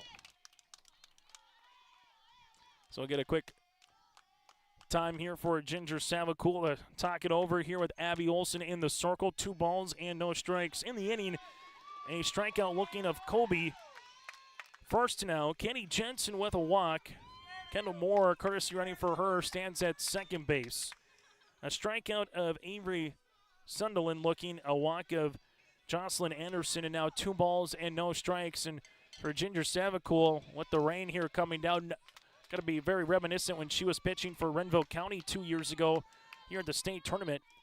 It was pouring rain against Central Cass in an inning she was trying to get out of. 2 balls, no strikes, 2 down here to Russell. 2-0 pitch. That'll miss for a ball. It's now 3-0. Olsen trying to find the zone here at 3-0. Able to just miss low. 4-pitch walk. Bases are full here for the Grizzlies. Moore at third base. Sanderson at second. Russell at first. 7th walk for Olsen in relief as it goes down to Kendra Breezy. And Breezy's taking all the way. It's 1-0. Last 5 pitches.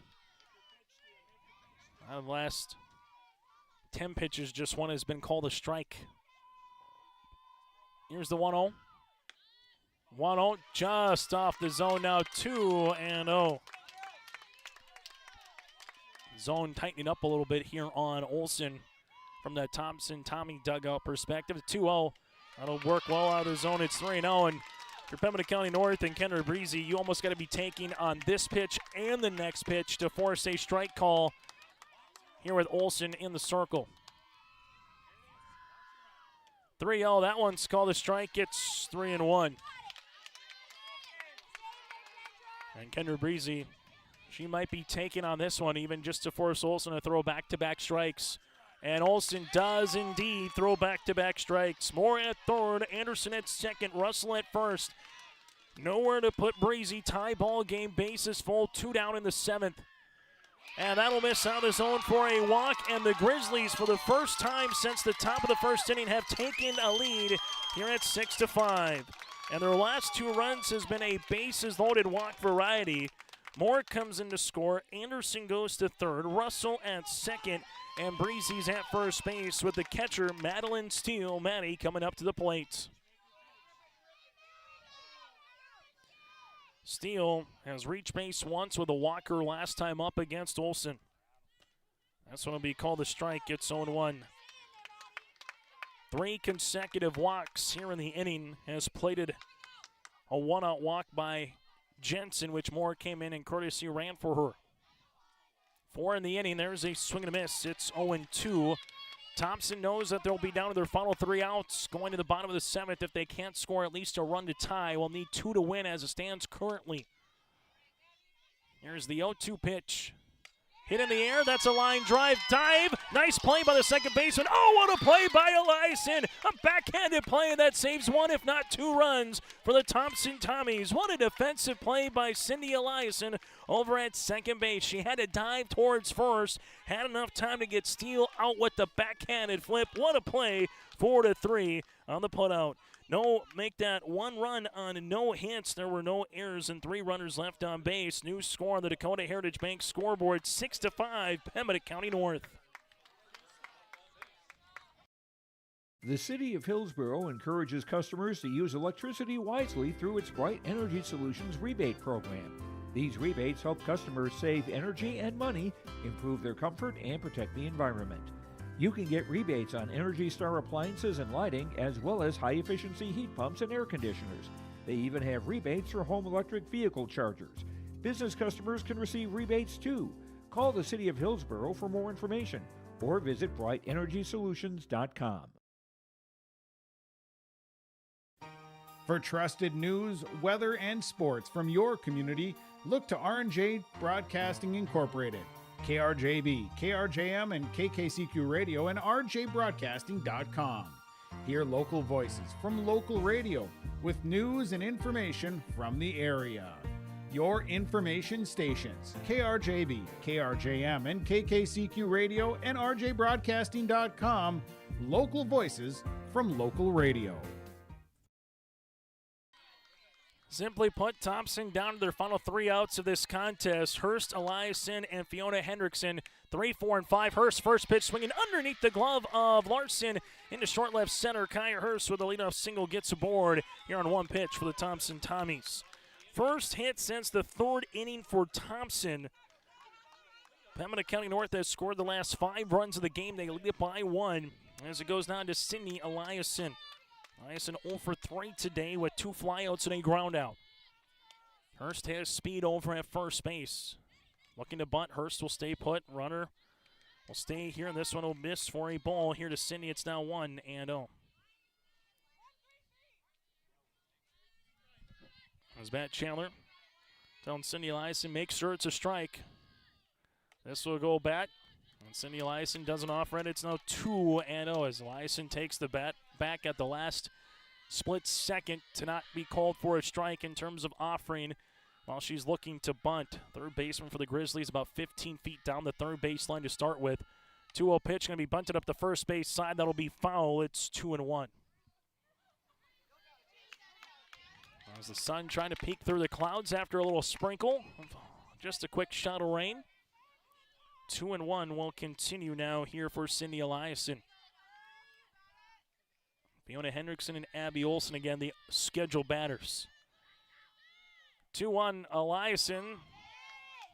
Gonna see this one for a strike. It's 2-2. Went by Steele for a moment, but then Kaya Hurst was unable to scamper into scoring position. And we have the 2-2 on the way here to Sydney. 2-2 pitch, swing and a miss, and Katie Jensen gets the strikeout. Her second strikeout of the contest. The first since the 3rd inning, and there's 1 down. Now it goes to Fiona Hendrickson. Hendrickson 2 for 3 today with 2 singles. And Hendrickson will take a ball. It's 1-0.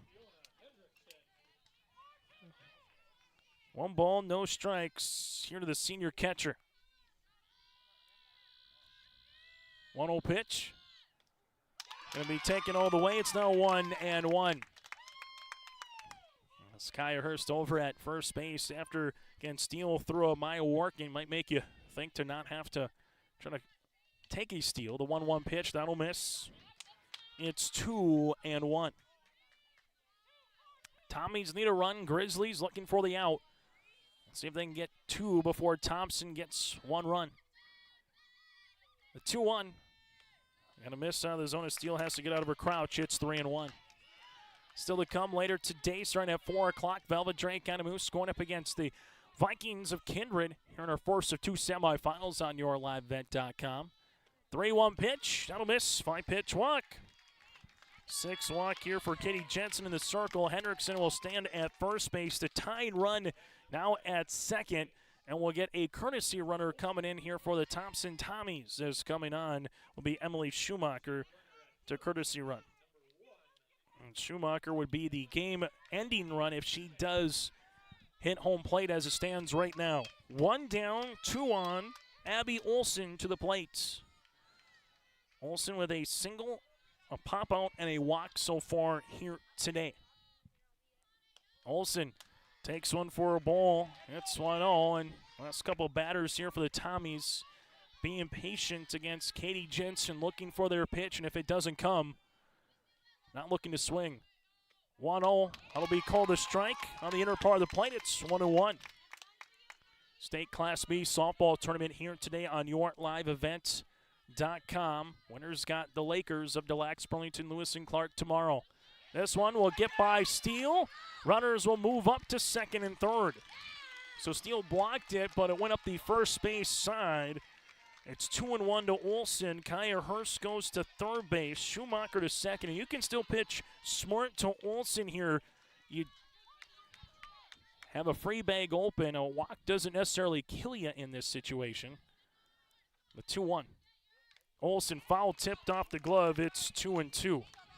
If Olsen does get on base with a walk or a hit by pitch, then bases will be full and you have a force out at every bag. Presley Hedelvike coming up next as the sun is making its way through the clouds a little bit more here in Jamestown. The 2-2 on the way. Schumacher at second with Hurst at third. 2-2 will miss. It's now 3-2.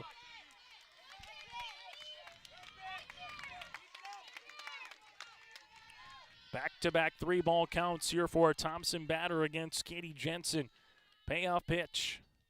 3-2 will be hit in the air. That's a towering fly to center. Sarah Jensen on her horseback. She'll make the catch in center field, but it will tie up the ball game on the sacrifice fly, and the secondary runner goes to third. So about as best of a productive out you could get for Olsen. We're tied at 6 apiece. Sacrifice fly as Kaya Hurst comes in to score her third run of the game. Schumacher goes to third base. That'll be an earned run, and now we'll have a quick meeting in the circle and a time called here, or are they going to take a look? Yes, it will be a time call where it's going to double back and see if they would maybe hit second base with Schumacher to see if there was a potential leaving the base early, but there will not be. So coming in to score again from third base will be Kaya Hurst on the sacrifice fly. There's 2 down in the bottom of the 7th inning. Schumacher at third base is the game-ending run if she can score, and Presley Hedelvite will dig in. If she doesn't score, we're going extras for the first time here at the State B softball tournament. If she does, Thompson will walk it off. This one will be dug out by Steele on a one-hopper. It's 1-0. Presley 0 for 2 today with a walker. Last time up, a strikeout and a groundout.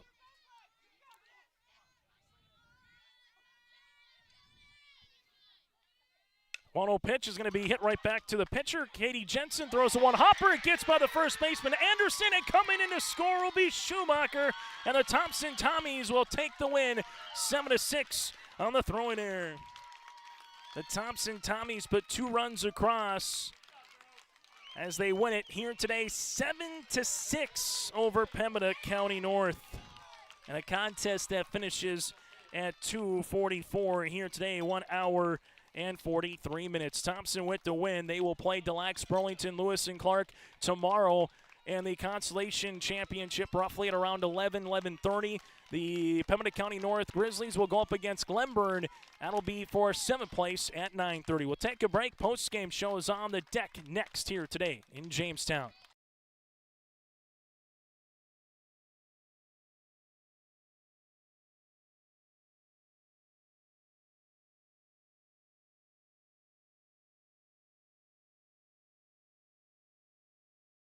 Sharing our heritage, sharing our future. Choosing the right bank for your financial needs can be challenging with the many choices available. Dakota Heritage Bank is pleased you're interested in knowing more about what they can do for you. The Dakota Heritage Bank community bank setting is a strong advantage they have over larger, less personal banks. Customers are more than account numbers, they are friends and neighbors. Working together, Dakota Heritage Bank, member FDIC, equal housing lender. If you can dream it up, we can make it a reality. Hello, this is Jonathan Olson with Greenworks Landscaping and Fencing. We can offer you a complete package when it comes to an external look to your property. Paver patios, outdoor kitchens, retaining walls, or fencing. We offer you all that and more. Our fences are built to last, so you have low maintenance beauty that not only improves the look, but also the value of your home. To show us your ideas or let us help you design your perfect outdoor sanctuary, check us out on the web at gworkslf.com.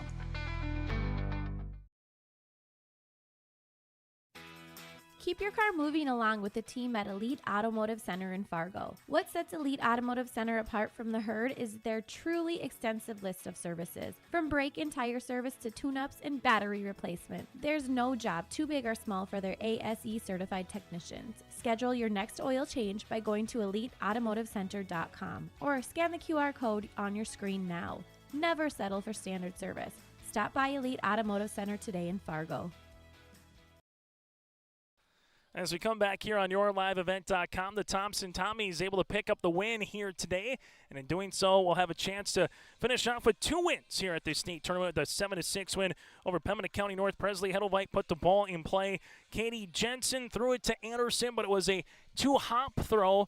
Got by Anderson. Hedelveit beat out the play that allowed Schumacher to come in and score walk-off fashion. Thompson 2 runs in the inning, and they take it 7-6 here on the victory. It's now time to get to some of our players of the game. Go to Enbridge.com for career opportunities. Life takes energy. That again is Enbridge.com. Part of our players of the game here, both for Kyer Hurst and Claire Colley, making a couple of good offensive and defensive plays here in this one for the Thompson Tommies, as they had to battle a little bit of all the elements here today on YourLiveEvent.com. But Kyer Hurst and Claire Colley, part of our players of the game, brought to you in part by Enbridge. Go to Enbridge.com for career opportunities. Life takes energy. We'll take a quick break. When we come back, we'll hear from both of them next here on Your Live Event.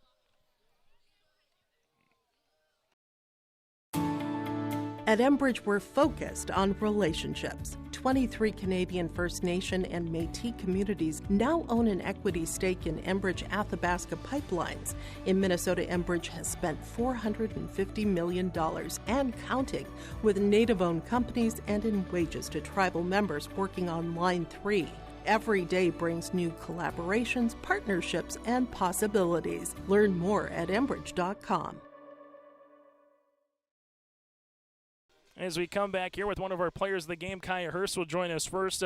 Kyer, no matter what, just find a way to win at a state tournament, able to do so here. He played through some of the elements as well when the rain's coming out. Just what does this one mean, your senior year, to get a win at state and have a chance to go on and, have a chance to win tomorrow here for 5th place? We're super happy about it, all of us, especially after yesterday's loss. I feel like we went into that game very hard.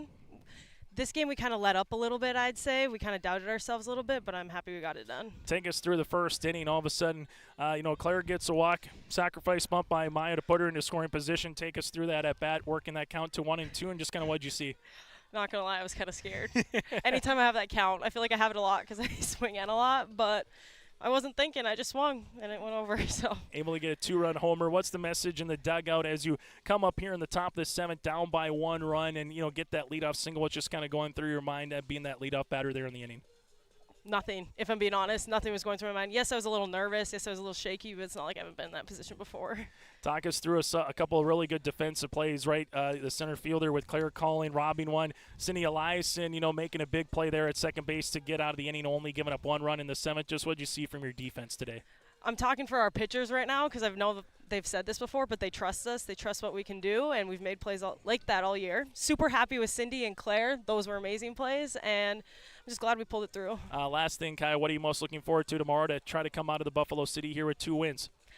I mean, getting back at the Lax, we did end up losing midseason. I mean, they have great pitchers, great just team overall, and we're ready for them. Hey, Kaya, congratulations on the win. We'll see you tomorrow morning. Thank you so much. Again, Kaya Hurst joining us here for the Thompson Tommies as she'll pass off the headsets as Kaya Hurst able to reach base 4 times today with 3 runs scored, a couple runs scored as well for the leadoff batter with Claire Calling, and she was also able to make a couple of good plays in center field. We were just joking off air a little bit, Claire, about how far you had to run for that diving ball in left center field. Just take us through when you see the ball off the at bat for an outfielder, what's kind of going through your mind if you got to go north, south, east, and west, so to speak, out in a center field? Just give it 100% effort. I mean, we rely on our pitchers to throw strikes, and they rely on us to make plays for them. So just your best effort. That's all you can do. Talk about Kaya Hurst, opening up the game with that 2-run homer, and then obviously getting on base in that 7th inning. Just kind of what does she provide for the team here this season? It's huge. She set the tone for this game definitely with that home run, and she just does a great job of finding a way to get on, score runners any way we can. So it's big. As you move forward here, Claire, knowing that you got a game tomorrow, have a chance to come out of here with 2 wins. What are you most looking forward to against the Lakers, which is a quality team once you get to state? They're all going to be quality, but what are you most looking forward to tomorrow? Just a bunch of hits tomorrow and make plays again for our pitchers.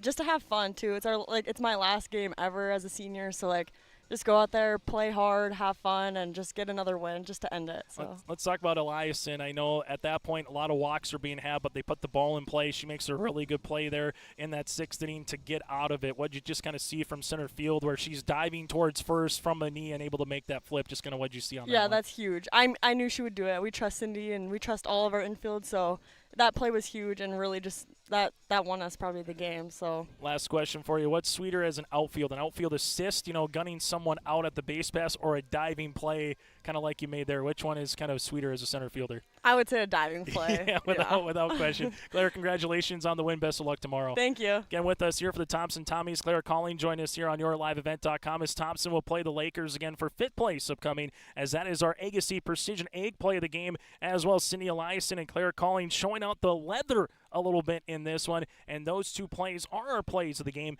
brought to you in part by Agassi, your local precision planting dealer at Agassi Precision Egg in Hillsboro. Call 701-436-2119 or visit planterdoc.com. And we go from there to our Halstead Telephone Company post-game connection. It's easy when you get a homer, the 2-run homer by Kaya Hurst in the 1st inning that left the yard for the round tripper. That is our Halstead Telephone Company post-game connection. Hit it to left, and that baby flew. Discover local reliability you can trust and Halstead Telephone. It's on a connect at halsteadtelephone.com. We'll take a break, and we come back, put a final bow on this one next, and get you ready for the semifinals about an hour away here in Jamestown.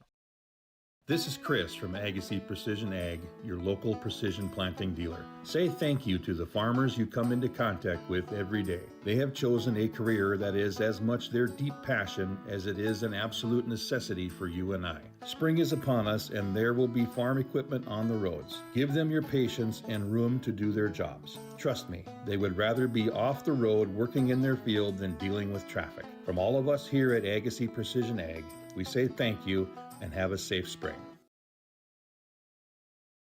Homegrown local radio is now worldwide with 24-hour streaming. Download the RJ Radio app to hear local voices from local radio with KRJB, KRJM, and KKCQ 24 hours a day from anywhere. You can listen to your favorite programs like the RJ Family Morning Show, local news, farm markets, music, high school sports, church services, more from anywhere. KRJB, KRJM, and 96.7 KKCQ is streaming on the RJ Radio app. Download it to your device and take us with you wherever you go. Final box score in this one, Thompson 7 runs, 5 hits, no errors, 7 runners left on base. Pembina County North 6 runs, 5 hits, 4 errors, and 9 runners left on base in a game that goes 1 hour and 43 minutes. Abby Olson will pick up the win. Picking up the losses, Katie Jensen, and you get a no decision for Presley Hedelveit here in this contest. For the Thompson Tommies at the plate, Maya Workin with 2 runs driven in, as she also has a walk, 2 runs driven in for Kaya Hurst, a run driven in for Abby Olson here as well, as the rain continues to make its way through one more time here today. Pembina County North able to get a couple runs with Hannah Russell in terms of runs driven in this particular contest. From there, you did get a run driven in for Remington Larson, a run driven in for Firstenau, as Pembina County North with Katie Jensen goes 6 2/3, 5 hits, 7 runs, 3 earned, 6 walks, and 2 strikeouts. While in the circle, you had Presley Hedelveit, 5 innings of work, 5 hits, 4 runs, 4 earned, 3 walks, and 3 strikeouts. Abby Olson in relief, 2 innings, no hits, 2 runs that were earned, 8 walks, and 4 strikeouts. Thompson with the win improves to 17-5 on the season. Grizzlies will drop to 11-4. Tomorrow morning at 9:30, Pembina County North will play Glenburn for 7th place, and then the Constellation Championship will follow 30 minutes after. So you're looking roughly at around 11:15, 11:30, give or take, for Thompson against Still Axe Burlington. Lewis and Clark, who 10-run ruled Glenburn earlier today. Still to come, semifinals, Kindred against Velvet Drake and Moose at 4 o'clock. Then from there at around 6 o'clock, it's Central Cass as they will go up against Beulah. We'll have both those for you right here on YourLiveEvent.com as our hardest rain of the day is making its way through here in Jamestown. I'm Chase Miller. Thanks so much for tuning in, and join us for more high school baseball and softball. Thompson at 4:30, scheduled to play in baseball in the semifinals against Park River. Then Kindred has a date with Velvet Drake and Moose following that with Joel Ansello, also on YourLiveEvent.com here today.